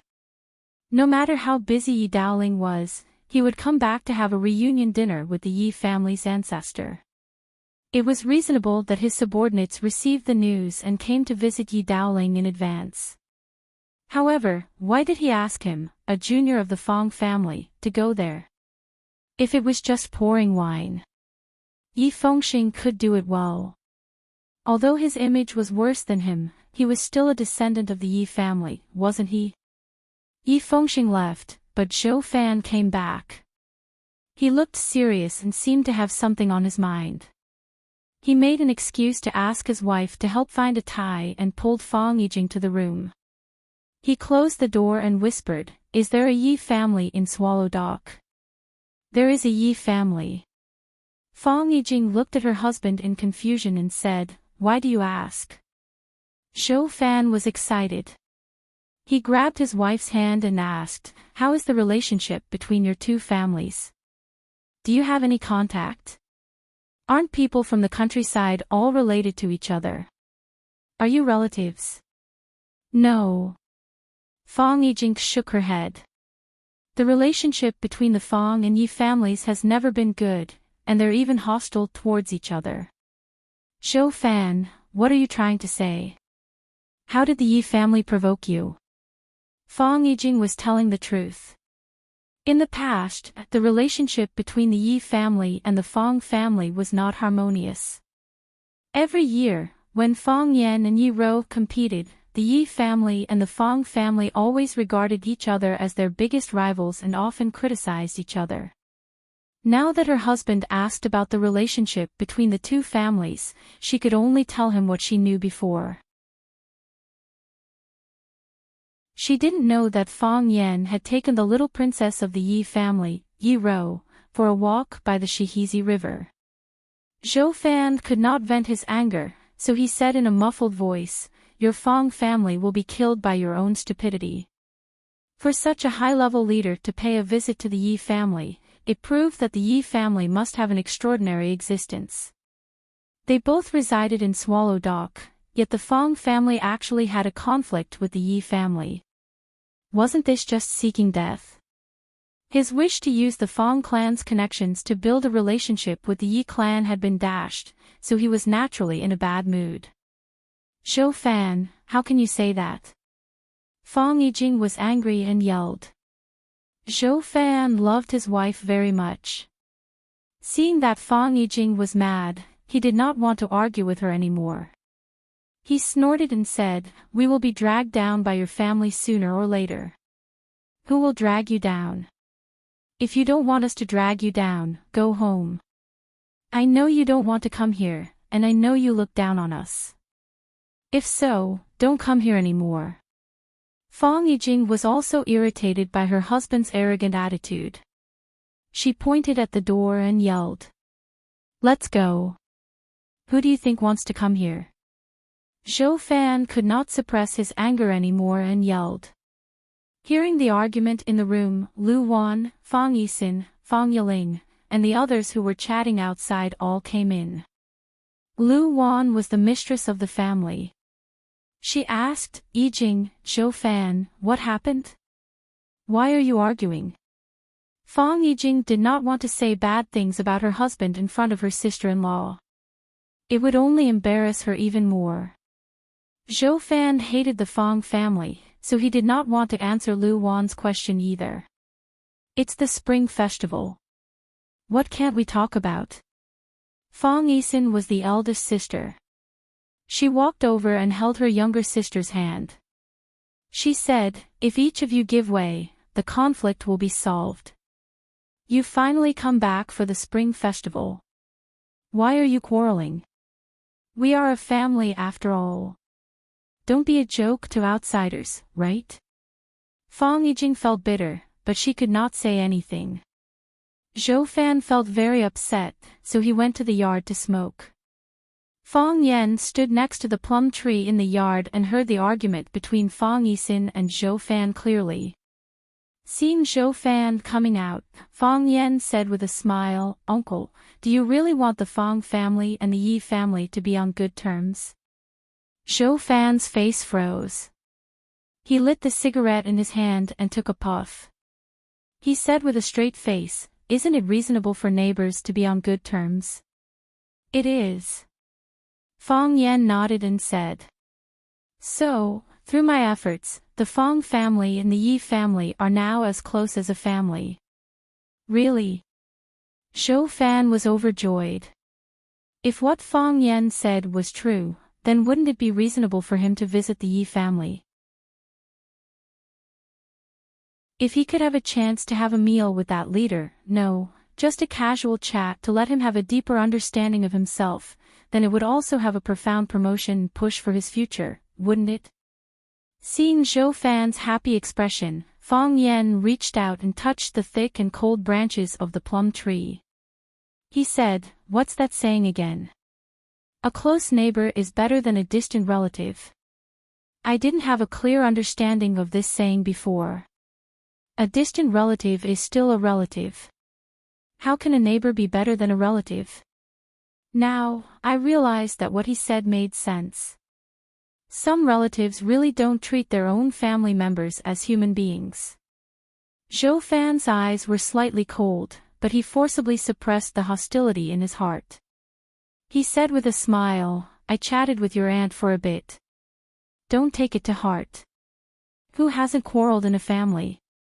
Relatives are relatives after all. If I didn't treat you as relatives, would I have taken the initiative to suggest finding a job for you last night? Do you know how many people come to me for help with their work problems every day? Yes. That's why I have to thank you for your kindness, uncle. Fong Yan nodded and said. But I have to be honest. After a night of careful consideration, I still decided to go to watching to be a teacher. Because this is a job I like, and also, a job that can give me more insight into life. After becoming a teacher, Fong Yan understood the importance of responsibility. After becoming a teacher, Fong Yan understood the importance of morality and rules. It was only after Fong Yan became a teacher that he realized the preciousness of writing Gaul. Civil officials were not greedy for money, and military generals did not hesitate to die. They would definitely be able to win the respect of all the countries in the world. Even a mere scholar, as long as he had a writing Gaul to protect himself, he would be able to break through the dragon's pool and tiger's den. It was also during his time as a teacher and watching that Fong Yan glimpsed the spirit of writing Gaul from his grandfather, Lu Gong. That was why his Tai Chi heart, which had been silent for a long time, trembled and began to spin again. He disregarded life and death and took the risk to accept the challenge from the Thousand Leaves army, which led to another breakthrough in his Tai Chi heart. Wasn't it because his heart was cleansed and his soul was sublimated? According to Fong Yan's personality in the past, he would definitely turn around and run when he met a top expert like the Thousand Leaves army. Then, he would crawl into the Yi family and never come out again. Fong Yan was grateful for his trip to watching, for Rosefinch High, and for everyone he met on this trip. Of course, Jiang Junling was an exception. It was because of them that his life was so exciting and fulfilling. The Fong family also understood the significance of Rosefinch High to Fong Yan, so no one asked Fong Yan to leave. Even Fong Hui felt that his grandson had gained a lot from this trip. If he could break through the realm again, it would be a great thing for the Fong family. This was also the reason why everyone had a strange expression when Zhou Fan proposed to help Fong Yan find a job last night. Zhou Fan was like a poor millionaire. No matter how hard he tried to show off his wealth, the millionaires in the audience wouldn't give him warm applause. For the men of Swallow Dock, improving their martial arts was the most important thing. Since this is your choice, I will express my understanding and respect. Zhou Fan said with a smile. He didn't care where Fong Yan was going to work or if he had a job. You said that the Fong family and the Yi family are as close as a family. But just now your aunt said, the two families didn't get along very well. Yi Daoling, does uncle know this person? Fong Yan asked with a smile. Zhou Fan's pupils shrank and his breathing became rapid. Yi Daoling, if he was still unfamiliar with him before, then with his latest transfer order being released through various media, it had attracted the attention of the entire country. It was an extremely rare opportunity to get in touch with a leader like Yi Daoling. He tried hard to control his excitement and said, Yi Daoling is also from Swallow Dock. Yes. Fong Yan nodded with a smile. Just now, his nephew came to me and said that third Uncle Yi asked me to go to their house for lunch. It is said that some guests came to their house and I have to go pour some wine. Why should I go pour wine for them? I really don't want to go. Zhou Fan opened his mouth. After a long time, he said softly, how about I go with you? I have accumulated some experience in pouring wine. That won't do. Fong Yan refused. They didn't invite you. I don't want to invite you either. If I rashly bring you in and make the master unhappy. What about our Fong family?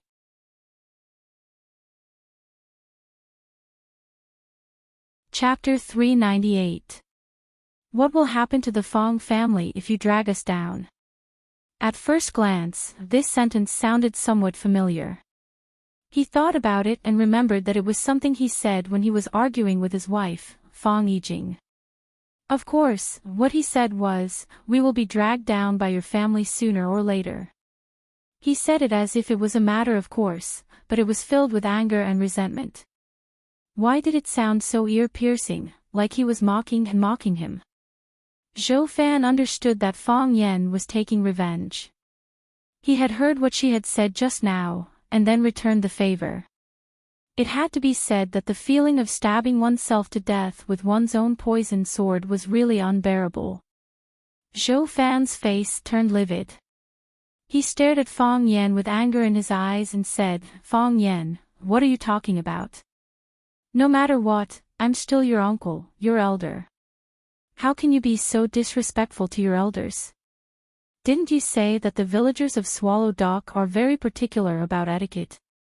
Is this what you call etiquette?" Fang Yan laughed and said, "Uncle, are you angry?" Zhou Fan felt like he was stabbed in the chest again. No, it was one slash after another. There was no pause at all. Although it was a simple question, why did it sound so infuriating? "It's right to be angry," Fang Yan said with a smile. "Because when I heard what you said, I was angry too, Uncle. Actually, our Swallow Dock is really a reasonable place. Not only do we respect etiquette, but we also respect reason. If others respect us, we will respect them tenfold. This was the etiquette of reciprocity. We will not offend those who do not offend us, but if we are offended, we will return the favor. This is the principle of distinguishing kindness and hatred. You don't talk etiquette to us, and you don't reason with us. Swallow Dock naturally won't show etiquette or reason with you. So you have a reason to humiliate your elder in this way." Zhou Fan sneered.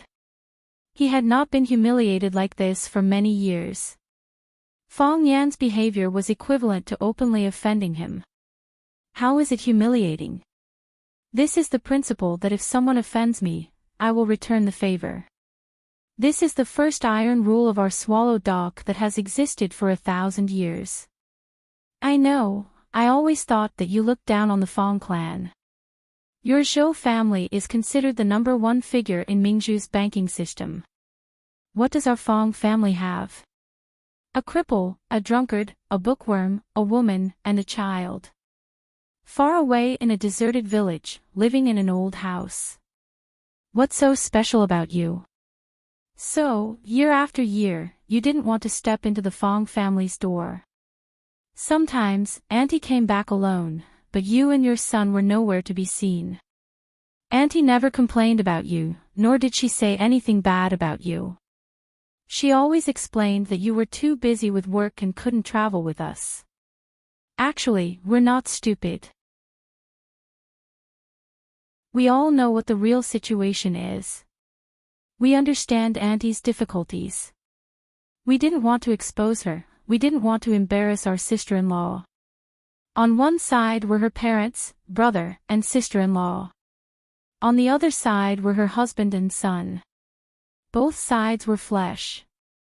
Which side could she stand on? Sister-in-law says you're very busy, so we'll assume that you're really busy. Auntie says you don't have time to come back, so we comforted her and told her that it's okay.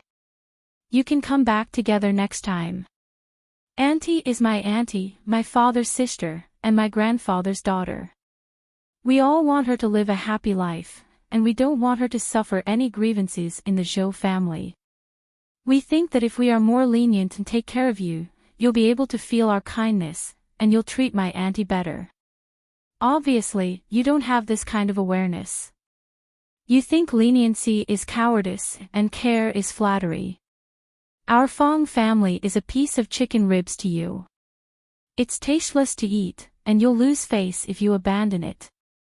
You must be feeling very complicated this time, right? Fang Yan, that's just your personal opinion. How I treat your auntie, let her speak for herself. Zhou Fan defended himself. Fang Yan nodded in agreement with Zhou Fan's words. He said, I don't deny that. To be honest, you're really good to auntie.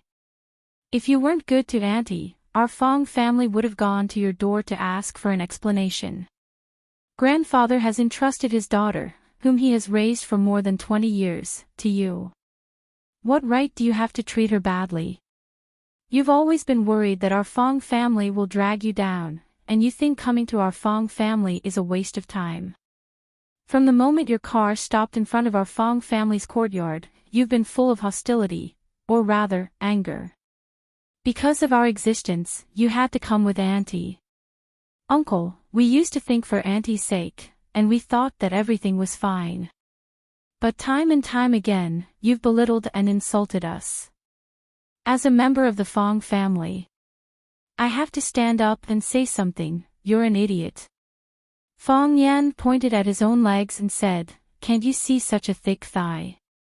And you're always thinking about hugging someone else's thigh. If you're not an idiot, then what are you? I've heard that officials have bright eyes, but are your eyes covered with sh*t? Zhou Fan was amused by Fong Yan's words. He pointed at Fong Yan and said, "Fong Yan, I don't understand.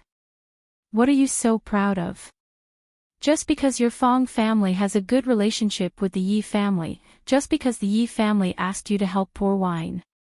Do you think that's what you're relying on? Is this what you're proud of?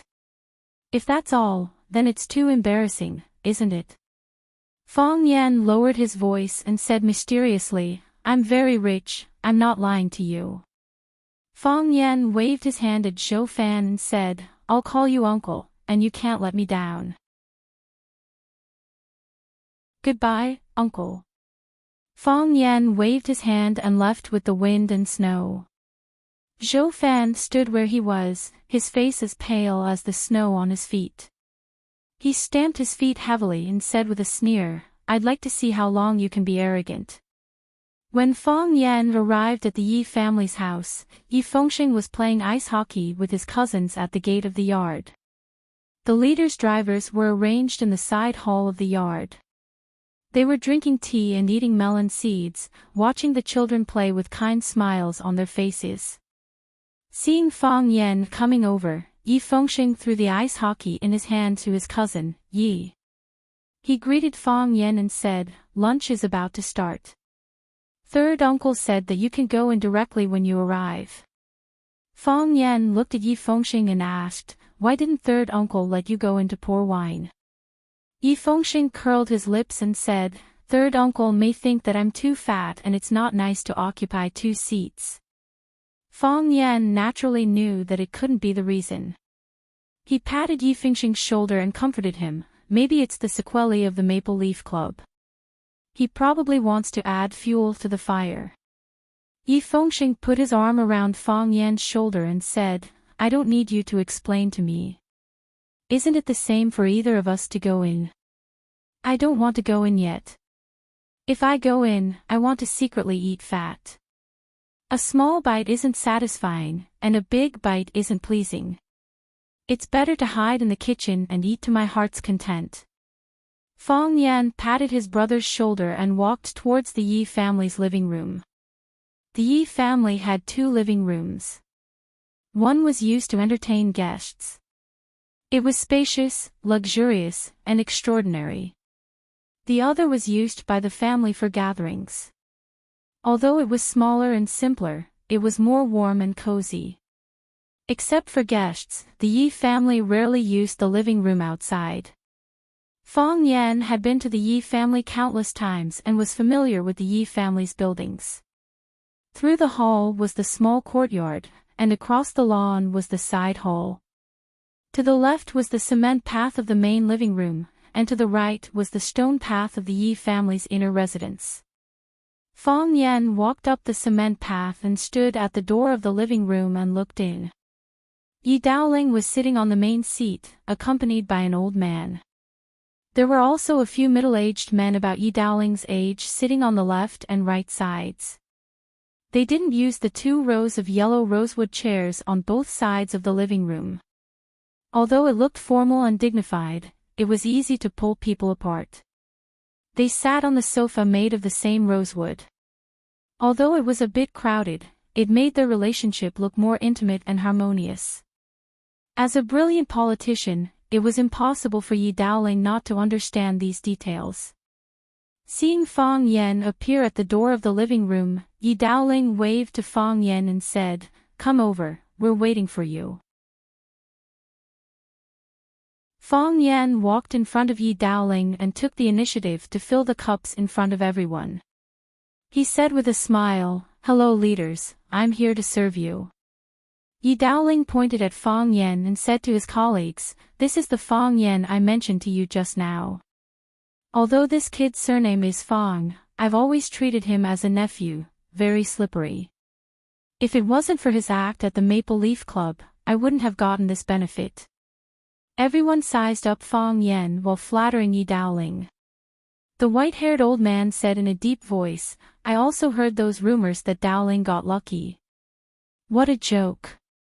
This is an appointment from the country, how can it be taken lightly? This kind of person can only gossip behind his back.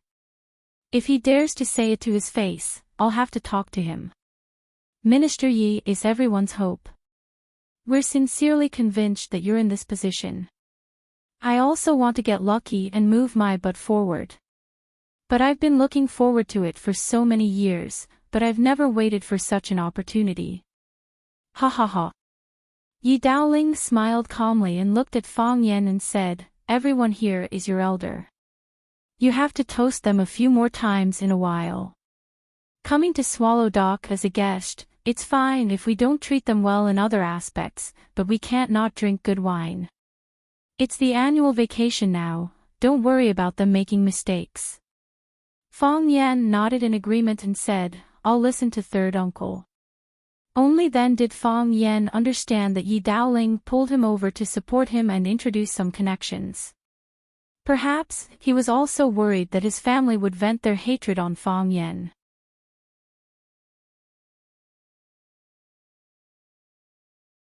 Chapter 399.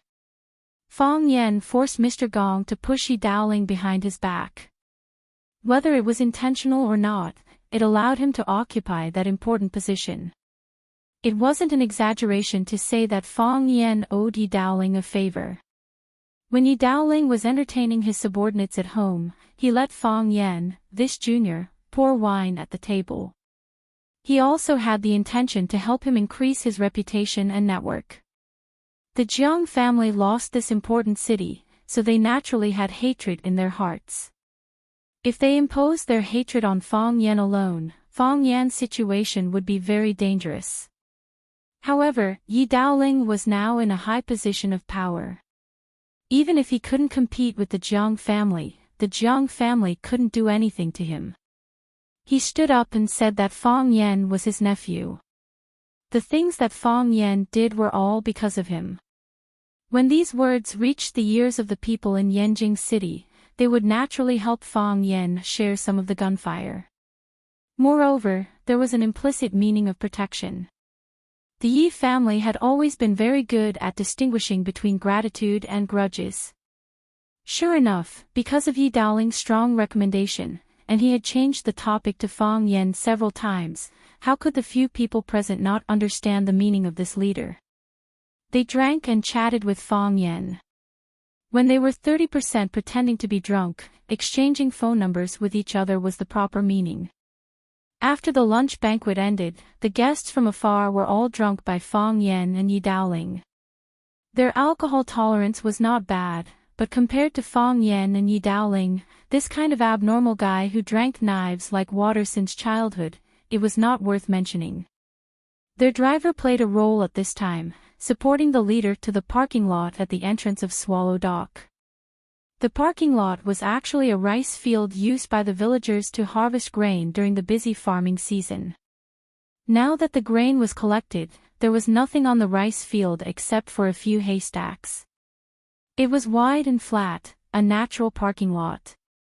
The drivers all felt strange. The car could obviously drive directly to the Yi family's door, so why did the leader let them get off at that parking lot? Of course, no one would be stupid enough to ask the leader for the reason. It was just that it was more difficult to support the leader now. Fong Yan and Yi Daoling sat back in front of the coffee table and drank tea. Yi Daoling looked at Fong Yan and said, I only have 2 days of vacation. Today, I will entertain my colleagues at home. Tomorrow, I will have a reunion dinner at home.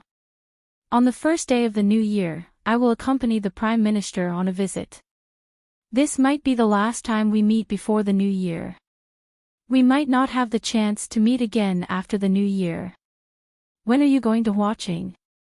Probably on the 7th or 8th, Fong Yan said. I have to make some preparations before the students start school. Originally, I wanted to arrange a new job for you after the new year, or bring you to work by my side. But since you have made your own choice, I can't say much. Since you have chosen to be a teacher, you have to be responsible for your students. Besides, you have gained a lot in watching for half a year. Since the heart of Tai Chi can break through twice, it proves that there will be a third time. Although I don't know much about your Fong Tai Chi, if you can reach the legendary highest state of Tai Chi, the water overflow state, you will be the pride of our entire Swallow Dock. Yi Daoling looked like he was gossiping. Just as he said, he was indeed talking to Fong Yan with the tone and attitude of an elder. Fong Yan nodded with a smile and said, I will work hard. When I am with my students, I feel very calm and my body feels very free. I think this is also the reason why my heart of Tai Chi can break through. So, I will continue to be a teacher. I am not considering changing professions for the time being. As for whether the heart of Tai Chi can reach the water overflow state, let nature take its course. This kind of thing can't be forced. The heart of Tai Chi won't have the word forced. Of course, I am also looking forward to such a day. Yi Daoling nodded and said, write down Dong Hai's phone number. If there is anything, you can call him directly. I often have meetings, so my time is not as free as Dong Hai. If there is a problem that I can't solve, I will ask Uncle Dong Hai for help. Fong Yan said with a smile. If someone threw an olive branch, he would naturally accept it with both hands. Yi Daoling put down the teacup in his hand and said, I am going to read a document, so I won't sit with you. You young people find your own fun. Fong Yan got up and sent Yi Daoling off. Yi Fengxing ran over and asked, third uncle left? Yes. Fong Yan said. Did you speak up for me? Let him let me out after the new year. No. Fong Yan said. Why not? Because I think he will definitely not agree. The Yi family hopes that you can focus on martial arts, so they naturally don't want you to go out and be distracted by other things. Fong Yan said. After a pause, he whispered to Yi Fengxing, if you really want to go out, then go out. Yi Fengxing stared at Fong Yan with wide eyes and said, you want me to run away like you? We are not running away, we are just going out to find inspiration. Fong Yan said. Look, I went out and broke through the heart of Tai Chi. Maybe if you go out, your white tiger fist can also enter the upper stage of Pericelestial. It is also possible to directly become a tiger. Yi Fengxing nodded and said, let's go, I will take you to a place. To where? You will know when you come. Yi Fengxing said. Fong Yan looked at him warily and said, you will not harm me, right? How is that possible? You are my brother. I will harm anyone but you. Yi Fengxing said angrily. Thus, Fong Yan was hugged by Yi Fengxing's fat arm and walked towards the backyard of the Yi family. When they reached the entrance of the bamboo garden, Yi Fengxing suddenly held his stomach and said, my stomach is not feeling well, I need to go to the toilet. You go to the bamboo pavilion, my sister wants to talk to you. Before Fong Yan could object, Yi Fengxing had already turned around and ran away. Do you think I am an idiot? Fong Yan sneered. Why would Yi Ro talk to me? It must be a trap. Fong Yan didn't go to the bamboo pavilion, he turned around and left. Fong Yan had just gotten home and was about to rest when his phone rang in his pocket. It was a message from Yi Fengxing. How dare you stand my sister up? Fong Yan jumped out of his bed in shock. Is Yi Ro really looking for me? That bastard Yi Fengxing. Why is he not lying all of a sudden? Zhou Fan was in a bad mood. He wanted to drive back to Yanjing immediately and buy a ticket to Mingzhu to spend the Spring Festival with his parents and family. But if he left now, he would lose face and his relationship with his wife would worsen. He hated Fong Yan and the Fong family to the core. Since he didn't want to stay with the Fong family, he wandered around the village by himself. He had to admit that the winter in the north was really charming. Although Swallow Dock was in a remote location, the scenery was quite good. Both the ice river in Shihizi and the ice mountain in Little Green Mountain were beautiful. Zhou Fan walked along the shore of Shihizi and planned to go to the foot of Little Green Mountain to have a closer look. He walked farther and farther, and his figure became more and more faint. Whoosh! He heard the sound of snow being stepped on behind him. He turned around, but there was no one behind him. When he turned around, he saw a man in a black robe and a hood standing in front of him. Ah! Zhou Fan was taken aback, and he stepped back. When he regained his balance, he asked anxiously, "Who are you? What do you want? Are you Fong Yan?" "Fong Yan, I'm warning you, don't play this kind of trick with me." He had received a high level of education, so he naturally didn't believe in ghosts. But this man appeared out of nowhere and was dressed in such a 2D style. This made him wonder if Fong Yan was deliberately trying to scare him. After all, in his impression, Fong Yan could do anything. Whoosh! The man took a step forward. With just one step, he was already in front of Zhou Fan. Then, he stretched out his hand and grabbed Zhou Fan's neck. During this process, Zhou Fan didn't have any intention of dodging or resisting. Perhaps it was too late. The black-robed man exerted a bit of force and lifted Zhou Fan's body into the air. Zhou Fan's feet were off the ground and he couldn't breathe properly. His face quickly turned purple. His throat was moaning. He wanted to say something, but no words came out. The black-robed man raised a white transparent bottle in front of Zhou Fan and said with an extremely hoarse and strange voice, "When we have reunion dinner, pour this into the Fong family's soup pot. I believe you can do it." Zhou Fan's eyes widened. It was unknown whether it was because he was surprised to receive such a strange task or because his body was suffering from lack of oxygen. Of course, you can also resist or run away. It doesn't matter. As the black-robed man spoke, the hand that was strangling Zhou Fan's throat twisted slightly and Zhou Fan's mouth opened wide. The black-robed man flicked his finger and a black pill was shot into Zhou Fan's mouth. Zhou Fan only smelled a fishy smell, and then the pill dissolved in his mouth, flowed into his throat and stomach, and could no longer be found. "You can only get the antidote after completing the task," the black-robed man said in a muffled voice. "Either they die or you die." Plop. Zhou Fan's body fell to the ground. He covered his neck and gasped for fresh air. If he had been strangled for 1 or 2 more seconds, he felt that he would have died. When he finally recovered, he raised his head to look for the black-robed man but found that he had already disappeared.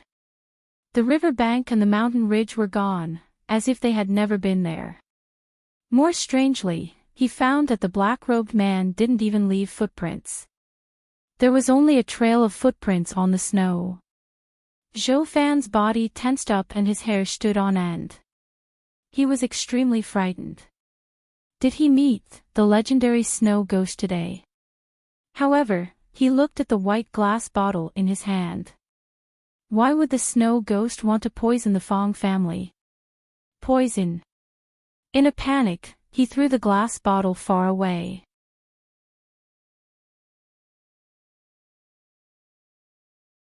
Chapter 400. Zhou Fan vomited until his heart and lungs were torn apart.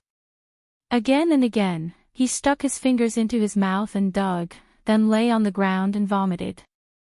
He vomited his lunch, his bile, and even his internal organs, but he was still not sure whether he had succeeded or not. He was very sure that the black-robed man put poison in his mouth. If he could not complete the task, he might die from the poison because there was no antidote. However, if he completed the task, then, would anyone from the Fong family be alive? He did not want to die, nor did he want the Fong family to die. Yes, he hated the Fong family, and he hated Fong Yen, but it was not to the point where he could not live or die. He wanted to spit out the pill, and he wanted to pretend that nothing had happened. However, no matter how hard he tried, he knew better than anyone else that he was actually doing useless things.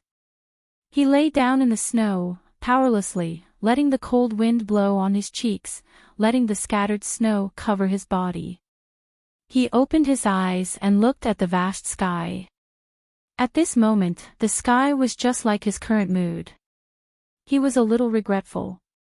Why did he come here to see the little green mountain?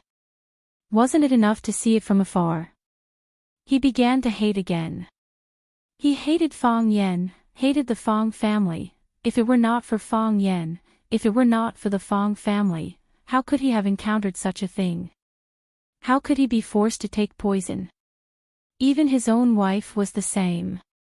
That hateful woman, why did she force him and his father to come to this damned place to celebrate the spring festival? He still hoped that this was not true, that the black-robed man was Fong Yen or his friends in disguise, and they were just punishing him for belittling them. This was actually a realistic farce. He lay in the snow for a long time, until the phone in his pocket rang. Only then did he come back to his senses. He got up from the snow, took out his phone, glanced at the caller ID, then hung up and turned off the phone. He did not want to talk now. Either they die, or you die, the black-robed man threatened him with a hoarse voice. This was really a dilemma.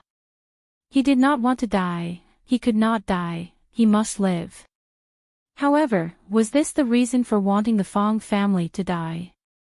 He searched around and finally found the transparent glass bottle in the snow. As long as he poured the drop of liquid in the bottle into the soup, he would complete the task and receive the reward of survival.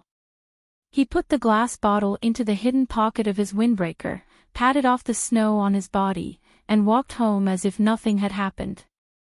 When Zhou Fan returned to the Fong family, Fong Yijing was already waiting for him at the entrance of the courtyard. Fong Yijing looked at Zhou Fan and said, "Zhou Fan, let's talk." After saying that, he turned and walked towards the room. Zhou Fan followed behind Fong Yijing. After they entered the room, Fong Yijing closed the door. Fong Yijing looked at her expressionless husband and sighed softly, "Zhou Fan, I know you don't want to come here. I know you don't like my family. Even numerology says that you're not happy here. Tomorrow was Chinese New Year's Eve. It was not appropriate to go back at this time. After the reunion dinner tomorrow night, you can go back first with numerology. I rarely go home, so I'll be staying at home for a while. My dad's health isn't good, and I haven't been by his side for many years. This time, I have to stay by his side no matter what to do as a filial son." Zhou Fan held his wife's hand and said, "Why wouldn't I want to come? I won't come if I don't want to. It's not that I don't like you, it's just that there's some misunderstanding. I'll stay and have reunion dinner with you. If there's nothing else after Chinese New Year, I'll stay with you for a few days. Your family is my family." Zhou Fan. Fong Yijing looked at her husband in shock. How did he change so much in such a short time? He didn't answer her call and even turned off his phone. Wasn't it because he was unhappy with her and her family? Zhou Fan grinned and said, "I figured out a lot of things just now. I do have a problem with my body. I'll talk to them. Zhou Fan, thank you. Fang Yijing held her husband's hand tightly and said gratefully. They ate dumplings on Chinese New Year's Eve. According to the old rules of Swallow Fort, although dumplings weren't the main dish for reunion dinner, it was an essential reunion dinner. Fish, meat, seafood, and wild vegetables were the main dishes. After eating and drinking, they would eat a few steaming dumplings. Oil would be left at the corners of their mouths, and their lips would smell fragrant. That beautiful feeling of happiness could last from the old year to the new year. On the afternoon of Chinese New Year's Eve, Fang Yan didn't go out. He stayed at home with his mother and 3 aunts to make dumplings. His mother, Lu Wan, took out 2 pieces of white jade from her purse. After washing them with clean water, she solemnly put them into the dumpling bag and said, "These are auspicious dumplings. Whoever eats them will be the luckiest person." Fang Menjing's face was full of joy. She said crisply, "I'll definitely eat them." Eldest aunt, Fang Yisin, took a look at the white jade and joked, "You're really generous." Zhou Mingli was sitting on the sofa playing games. When he saw his aunt put the white jade into the dumpling bag, he said in disgust, "Disgusting. I hope I didn't eat them." Fang Yan raised his eyebrows and was about to get angry. Lu Wan gave him a look to tell him not to cause trouble. Fang Yan didn't want to make his mother angry on Chinese New Year's Eve. He washed the flour on his hands and said to Zhou Mingli, "Mingli, didn't you want to see me split the brick with one hand? Let's go. I'll show you." Zhou Mingli looked at Fang Yan in confusion and said, "You're not lying, are you?" "How can I lie about this?" Fang Yan asked with a smile. "Are you worried that the brick is fake or that the hand is fake?" Zhou Mingli thought for a while and exited the game. He said, "I'd like to see if you're bluffing." Fang Yijing looked at Zhou Mingli, who followed Fang Yan out. She said worriedly, "Will Mingli be okay?" Lu Wan looked at her and said, "Don't worry. Fang Yan knows what he's doing." Fang Yisin looked at his sister and said, "Yijing, you should also persuade them to come back happily and have a happy New Year's Eve. Isn't that great?" Fang Yijing smiled softly and said, "We talked yesterday." Zhou Fan said he thought through a lot of things. He said there's a misunderstanding and he'll get along well with everyone. Fang Yisin nodded and said, "That's more like it. He's also the son-in-law of the Fang family. Otherwise, how could he have the chance to come to Swallow Dock to eat and drink?" Fang Yijing smiled and didn't answer. People in Swallow Dock were born proud, but people outside thought that Swallow Dock had nothing to be proud of. The contradiction was too big. No matter how hard she tried, she couldn't solve it. Some things couldn't be said too directly. If she told her husband that Swallow Dock was actually Hua Xiao's guardian, Zhou Fan would definitely suspect that she had some mental illness. In the era of technology, who would believe that a group of people like that existed? Fang Yan took Zhou Mingli to the bank of Shihizi and picked up an intact blue brick in the corner of the backyard of the Li family. He handed the brick that still had ice on it to Zhou Mingli and said, "You lift this brick, I'll break it." "How do I lift it?" Zhou Mingli didn't care about getting his hands dirty. He grabbed the blue brick and asked. "Raise both hands," Fang Yan said. "Hold one corner with each hand." Zhou Mingli lifted the blue brick above his head according to Fang Yan's instructions and asked, "Like this?" "Like this," Fang Yan said. "Lift it up." Fang Yan told him and started pretending to control his qi. His mouth was tightly shut, and his cheeks were puffed up like a frog that was filled with air. "Open." Fang Yan slapped at the blue brick. Zhou Mingli's body took a few steps back, but the blue brick was intact. There wasn't even a crack, let alone being split in half. Zhou Mingli straightened his body and looked at Fang Yan with disdain. He said, "Can you do it or not?" If you can't, I'll go back. Who wants to see you show off here? Try again, Fong Yen said embarrassedly. The angle just now was wrong. You lift the blue brick and I'll split it again. I can do it this time. Zhou Mingli thought about it and felt that it didn't matter since it was already here, so he lifted the blue brick again. Fong Yen suddenly exerted force and slashed at the center of the blue brick like lightning. Crack! Zhou Mingli only felt his arms shake and the blue brick in his hand was split into two. He looked at Fong Yen in disbelief and asked, "Is it really possible? There's something more exciting. Do you want to see it?" Fong Yen said with a smile, his voice full of temptation. What else? Fong Yen pointed at a crooked tree next to him and said, "You climb up this tree and throw the brick down. When the brick falls, I'll cut it in half. When the brick hits the ground, you'll find that the brick will split into two." Impossible. Zhou Mingli's curiosity was piqued. Do you think this is a movie? Try it if you don't believe me. Zhou Mingli looked at the crooked tree and said, "This tree is icy and slippery. I'm afraid I can't climb it." Then forget it, Fong Yen said. When you come next spring, I'll show it to you. Zhou Mingli hesitated again and again, but he still didn't want to give up. He said to Fong Yen, "I'll try climbing. Help me." Sure. Fong Yen reluctantly agreed. With Fong Yan's help, Zhou Mingli finally climbed up the crooked tree with great effort. Zhou Mingli hugged the tree trunk and shouted to Fong Yen, "Pass me the brick." Brick? What brick? Fong Yen looked at Zhou Mingli with a confused expression. Didn't you say I'll climb up and throw the brick, and you'll split it? Zhou Mingli had a bad feeling. Oh. That's what happened, Fong Yen said. But I just thought about it. I think I'm not strong enough yet. I'll go back and practice. When I'm done, I'll come back and split the brick for you. Don't worry. By next spring, I'll definitely be able to split the brick in the air. After Fong Yen said that, he turned around and walked towards the village. Hey, Fong Yen, Zhou Mingli was scared. He hugged the crooked tree and shouted. Put me down, Fong Yen, you bastard. Put me down, Fong Yen, you bastard. You dare to trick me.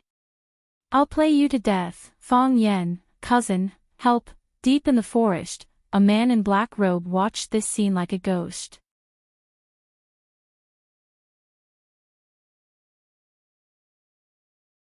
Chapter 401. Come back quickly, I can't handle it alone. The tree trunk was too tall, the bark was too slippery, and it was covered with a thin layer of ice. If he wasn't careful, he might slip and fall to the ground. Zhou numerology relied on Fong Yan's help to climb up. Now that Fong Yen said that he had to go back to practice again, it was possible that he could only come back next spring to perform the act of splitting bricks in the air. If he lay here and waited until next spring, before the tree sprouted, it would probably sprout on his head. Of course, he also knew that it was going to be New Year's Eve dinner soon. If his family couldn't see him, they would definitely come out to look for him. His life wouldn't be in any danger. However, the wind and snow were strong in the forest beside Stone River. Not to mention 1 or 2 hours, even 10 or 20 minutes would be a torture. He really hated Fong Yen to the core. Why hadn't he been beaten to death by his parents when he was young, this naughty kid who specialized in destroying things and scheming against others? Fong Yen, come back, help, someone help me, Zhou Mingli screamed himself hoarse, but no one could hear his helpless pleas. In the depths of the forest, a pair of gray eyes stared at him without blinking. The black robe was wrapped tightly around his body. Even the arrogant cold wind couldn't remove it from his body. He held a thin blade in his hand. As long as he gently tossed it out, the screaming child would most likely die. After a long time, he finally made his final decision. He turned around and sprinted towards the top of the small green mountain. Gone in a flash. When Zhou Mingli came back, his face was swollen, his nose was covered in tears and mucus, and he couldn't stop coughing. His hair, which was originally made with hair clay, was blown into a chicken's nest shape. The four sides were swollen, and the middle was bald. It could be the new trend of swallow fort. Zhou Mingli couldn't hold it in anymore when he saw Fang Yijing. He cried out, "Where's Fang Yan? Where's Fang Yan? That bastard, he purposely tricked me. He tricked me to the tree and ran away. I couldn't get down alone, I almost fell to my death." Fang Yijing knew that Fang Yan would punish her son. It was not Fang Yan's style to do nothing. But when he saw Zhou Mingli's miserable state, he felt a little distressed.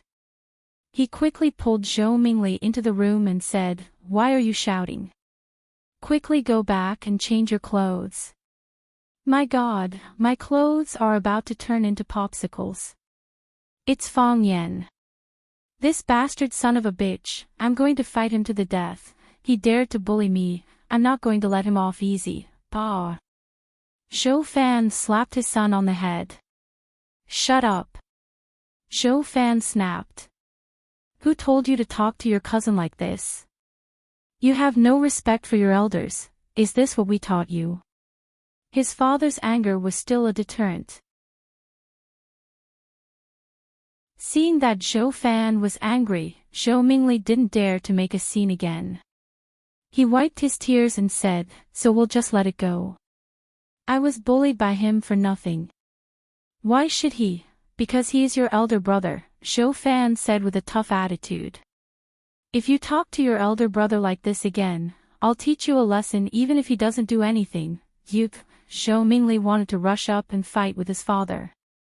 He felt that everyone was bullying him. Even his father had betrayed him and joined the enemy's side. "As his mother, you need to discipline him," Zhou Fan said to Fang Yijing. Hearing the commotion, everyone in the Fang family turned their gazes over. Lu Wan came out and advised, "Talk to the child, don't touch him." Fang Menjing giggled and said, "Big brother Fang Yan has been beaten a lot. You little girl." Lu Wan was amused by Fang Menjing's words. She grabbed the two braids on her head and said, "If you dare to talk to adults again, I'll sew your mouth shut with a needle." Fang Menjing quickly covered her mouth with her hand, worried that her aunt would really sew her mouth shut with a needle. If that happened, she wouldn't be able to eat delicious food.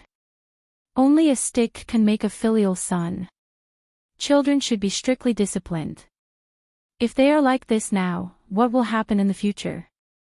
Zhou Fan said. While everyone was comforting Zhou Mingli, Zhou Fan left the room and went to the kitchen. It was Lunar New Year's Eve. The two old maids of the Fang family were busy preparing dinner for the family.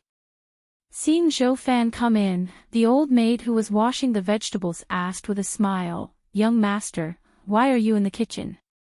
"I'm here to find something to eat," Zhou Fan said with a smile. "I ate quite a lot in the afternoon. I didn't expect to be hungry at this hour." "It's easy to boil oil in a cold place," the old maid said. "There's fried rice balls and braised pig's face meat. Should I make a bowl of rice balls and cut a plate of pig's face meat for you to fill your stomach?" "Sure," Zhou Fan said with a smile. Cut a plate of pig's face meat. The old maid wiped her hands on her apron, then took a pig's ear from the pot and cut it into strips. Zhou Fan stood next to the old maid and pretended to watch her cut the meat. But when the old maid's body blocked the other old maid's view, he quickly unscrewed the white bottle of potion in his hand and poured it into the soup pot. There was only one drop of the potion, and it didn't even make a splash when it was poured into the soup pot. The old maid looked at Zhou Fan looking at the soup pot and said with a smile, "This is mountain mushroom pheasant soup. The mushrooms are picked from the mountains, and the pheasant is hunted from the mountains. You city people can't eat it." "Yes. People in the city eat expensive and nutritious food, Zhou Fan said with a smile. There's also gutter oil. Drink a bowl later to replenish your vitality, the old maid said. She deftly put the pig's ear on a plate, then handed a pair of chopsticks to Zhou Fan and said, Young master, eat this first. Thank you, Zhou Fan took the plate and said gratefully. When Fang Yan came back from outside, Zhou Mingli was already sitting on the living room sofa playing games. When he saw Fang Yan come in, his eyes almost shot out thousands of sharp little swords to stab Fang Yan into pieces. Fang Yan sat next to Zhou Mingli and asked with concern, Cousin, you're back. Did you catch a cold? Fang Yan, don't be mean to me, I'll be even more mean if you're mean to me. Fang Yan interrupted him and said with a low voice, You've seen it, I can break a brick with my bare hands. If I cut your spine with a knife, do you think you can still stand up? Don't you dare. Do you want to try? Fang Yan said with a smile. I have inner force. If I hit you, you won't feel it on the spot, but after a month, the side effects will slowly show. Zhou Mingli felt a chill on his back.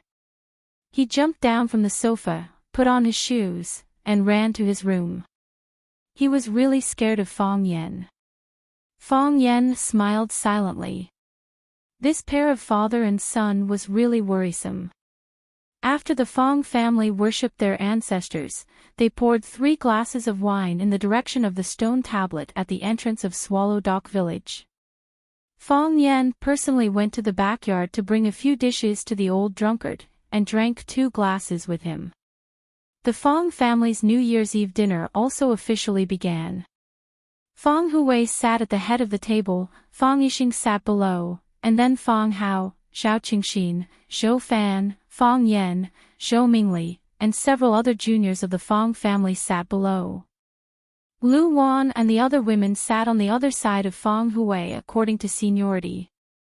Fang Huwei looked at his descendants sitting on both sides of the table. He seemed to be in a particularly happy mood, and said with a smile, New Year's Eve is the night of reunion. How can it be called a night of reunion when all the family members are not here? This year, Yixing and Zhou Fan are back, and so is Zhou Mingli.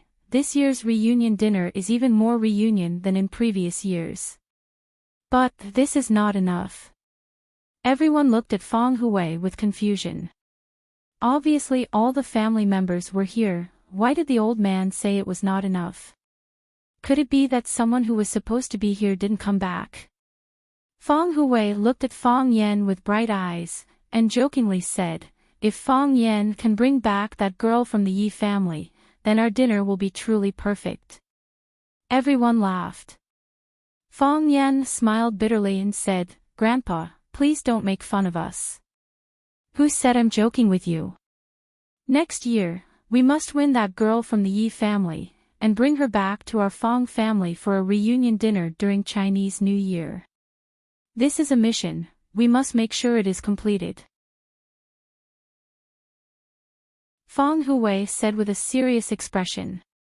Fang Yan didn't want to spoil his grandpa's mood, so he half-heartedly said, I'll try my best, but you also know, this kind of thing requires fate. Fate my ass. Back then, I fell in love with your grandmother, and so did many other people. They wrote love poems and gave her gifts, so I directly went up to her and told her to come with me. Then she left with me. Fang Huwei said with a proud expression. Fang Yan's face was full of shock, saying, It's that simple. He didn't quite believe it. He always felt that picking up girls was something that required a lot of experience. How could it be so easy to succeed? It's that simple. Fang Huwei solemnly nodded. Of course, that's only if I beat all of her suitors away in front of her. Everyone laughed again. Even Zhou Mingli, who always kept a straight face and didn't want to talk to anyone, couldn't help but laugh. It seems like Fang Huwei's story was very much to the taste of these young people. After Fang Huwei finished his speech, everyone's eyes turned to Fang Yixing. According to the rules, he would also say a few words. Fang Yixing raised the glass in front of him and smiled. I won't say much, I just wish everyone good health and a better life. Come, let's have a toast. Cheers. Everyone's glasses clanked together, making a clear sound. Then, everyone raised their necks and drank all the liquor in their glasses. Even Fang Mingxiang learned from the adults and drank all the yogurt in his glass in one gulp. The first thing to eat was the soup. The old maid brought up the bowls of soup. Everyone had a bowl in front of them. Fang Hui took the bowl, blew on it, and was about to drink the soup with a spoon, when Zhou Fan suddenly called out, "Wait a minute."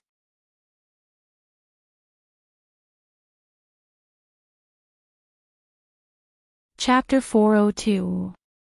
Zhou Fan suddenly spoke. Everyone put down their bowls of soup and looked at him with puzzled eyes. On such an occasion, drinking soup while others were talking was indeed a very impolite behavior. The Fang family was very polite. Zhou Fan's face was slightly red, and his forehead was covered with fine beads of sweat due to nervousness. Of course, it could also be because of the smoke from the soup pot in front of him. His legs, which were placed under the table, were trembling slightly. His stomach secreted a large amount of saliva, and then he quietly swallowed it, mouthful by mouthful. He was a little evasive, not daring to look at anyone's eyes. But he soon realized that this kind of evasive behavior was actually a kind of guilty conscience, so he quickly raised his head. Fang Hui looked at Zhou Fan with a smile and said, "Don't be nervous. We're all family, so what can't we say? Children's words carry no harm. In front of me, you're all a group of children. Even if you scold an old man like me tonight, I won't get angry with you. At most, I'll be taught a lesson by my disciples and be done with it. Do you think I'll become enemies?" Zhou Fan smiled awkwardly, looked at Fang Hui and said, "I have a few words to say. I want to toast you first, Dad." Everyone laughed. Fang Yixing looked at Zhou Fan and said, "I thought it was something serious. If you want to toast, we won't stop you. But I've already told the old man during dinner that he can only drink 3 glasses tonight. After 3 glasses, he's not allowed to drink anymore. He's already clinked glasses with everyone, so if you want to toast him, this will be the 2nd glass. But I can't guarantee whether the old man will drink it or not." Zhou Fan raised the glass in front of him, looked at Fang Hui and said, "Dad, I want to apologize to you. All these years, I've done a lot of bad things. You handed Yi Yan to me, but I've always let her suffer. Especially in recent years, because I've made some small achievements at work, I feel that I'm unbeatable and look down on everyone. The last few times Yi Yan came back to see you, I pushed her away with the reason that I'm busy with work. I'm really busy with work. But if I really want to take a leave, I can find time to come. I just think. Do you think our Fang family is too poor and Swallow Dock is too remote?" Fang Hui asked directly. Zhou Fan felt even more ashamed and said, "Yes. I always felt that Swallow Dock was too remote, and the people here always had a straight back, and they walked with vigor, as if they were more powerful than anyone else. I feel very uncomfortable in my heart." Zhou Fan gulped down the wine in his cup and said, "I know I was wrong. No matter how remote Swallow Dock was, it was still the hometown of Yi Jing. No matter what, the Fang clan is still my family. I shouldn't have come here with an attitude of showing off and pride. Otherwise, I wouldn't have been hit on the head again and again." Fang Hui touched his big bald head, looked at the juniors present and asked, "Do you think I should drink Zhou Fan's toast?" "We should drink." Fang Menjing and Fang Mingxiang shouted. Children love to join in on the fun. "You should drink," Fang Yixing said. "Dad, give Zhou Fan a chance." Fang Yijing said with red eyes, since he made it clear, it means he's sincerely apologizing. Feng Hui nodded, then tilted his head back and gulped down the wine in his cup. Feng Hui put down the empty cup and said to Zhou Fan, "I've been waiting for this cup of wine for too many years. Dad, I'm sorry." Zhou Fan's eyes were red. "I've let you down." "Indeed," Feng Hui said with a smile. "Now that you're able to say these words and toast me, it proves that Feng Yijing didn't choose the wrong person, and I, Feng Hui, wasn't blind to marry my daughter to you." Zhou Fan poured himself another cup of wine, then looked at Feng Yan and said, "Feng Yan, I want to toast you with this cup of wine."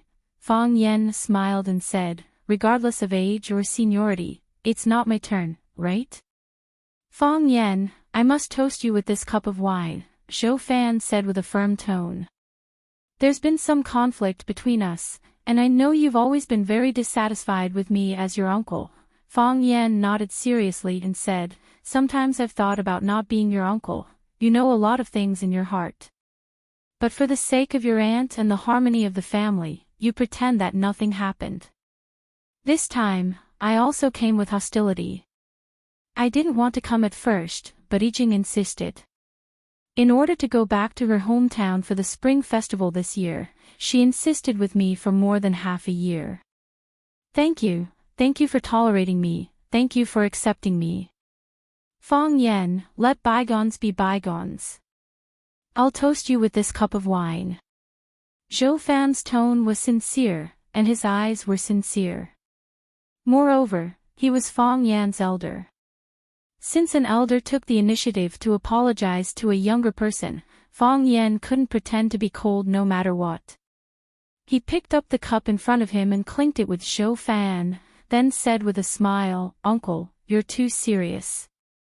I've always had hope in you. I think you can still be saved." Lu Wan scolded, "Feng Yan, how can you talk to your uncle like that?" Feng Yan and Zhou Fan drank up the white wine in their cups at the same time, and Zhou Fan poured himself a third cup of wine. Feng Hui looked at Zhou Fan and said, "If there's anything good, you should say it slowly. If there's any good wine, you should drink it slowly. You said all the good words in one breath and drank all the good wine. Do you still want to talk? Do you still want to drink? Put the cup down and drink some soup to moisten your intestines first."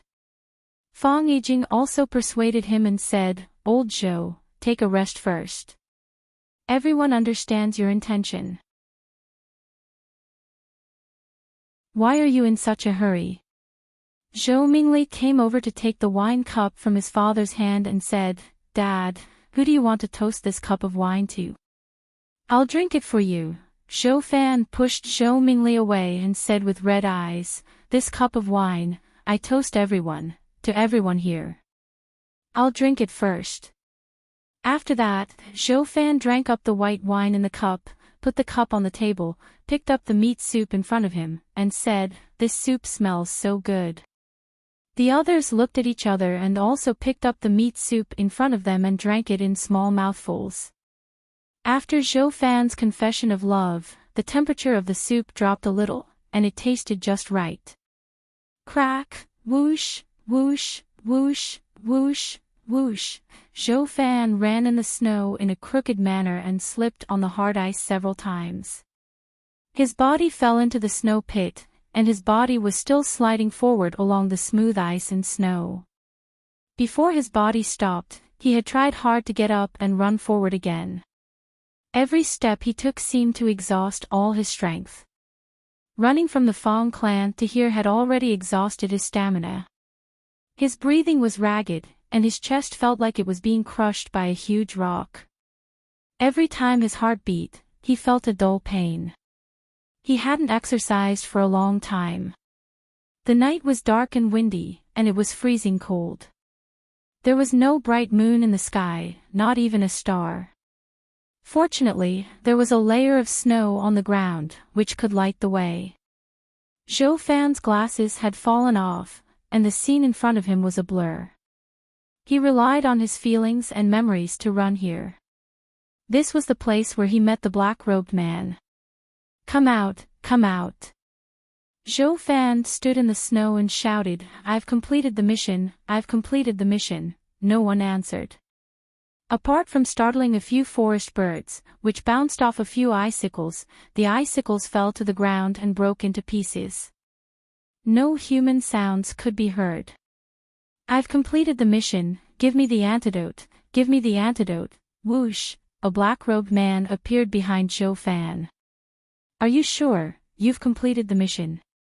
The black-robed man's extremely strange voice sounded. This was the most unpleasant voice Zhou Fan had ever heard. It was like talking with a mouth full of sand, or like the sound made by countless earthworms digging holes in the fertile soil. Yes, I've completed the mission. I've completed the mission. I poured the poison into the soup, and they all drank the soup. Everyone drank a bowl, Zhou Fan shouted with a trembling voice. His upper and lower teeth were chattering violently. It was as if he was afraid of what he had just done, or as if he was naturally afraid of the black-robed man in front of him. Is that so? The black-robed man sneered. Then tell me, what are the symptoms of the people who drank the soup now? He would not believe anything Zhou Fan said, even if this man's life was in his hands, even if he could crush him to death at any time. It was like crushing a weak ant to death. Zhou Fan calmed down a little, and his speech became more logical. He said, there are no symptoms. I saw them run out with the excuse of going to the toilet after drinking the soup. They have no symptoms. They are all fine, not dead. The black-robed man's voice sounded as if it came from hell. He said, of course they won't die. At least they won't die now. Because I gave you the soulless lure, it's a slow-acting poison. It will fuse with the blood, destroy the human body's hematopoietic function, corrode people's spiritual will, and slowly turn normal people into waste. Finally, after 3 months, they will die as if they have a chronic disease. This was Swallow Fort. How could they casually kill an entire family? However, if it was this kind of silent death, by the time they knew the truth, it would already be 3 months later. At that time, who could find traces of them being poisoned? Time was the best accomplice, and it could cover up the key evidence left by the murderer. It's fine if it's an ordinary person, but for those who practice martial arts, the more profound their inner strength is, the more painful it is when they die. The black-robed man looked at Zhou Fan and said, fortunately, the Fong family are all martial arts practitioners. You're tuning into the LoveLore Library YouTube channel. We're so grateful for your support, and don't forget to subscribe to join us on this incredible journey through captivating stories. Your generosity through donations truly makes a world of difference, as it's the primary source of revenue that allows me to expand and enhance this channel for you. Thank you from the bottom of my heart for being a part of this adventure.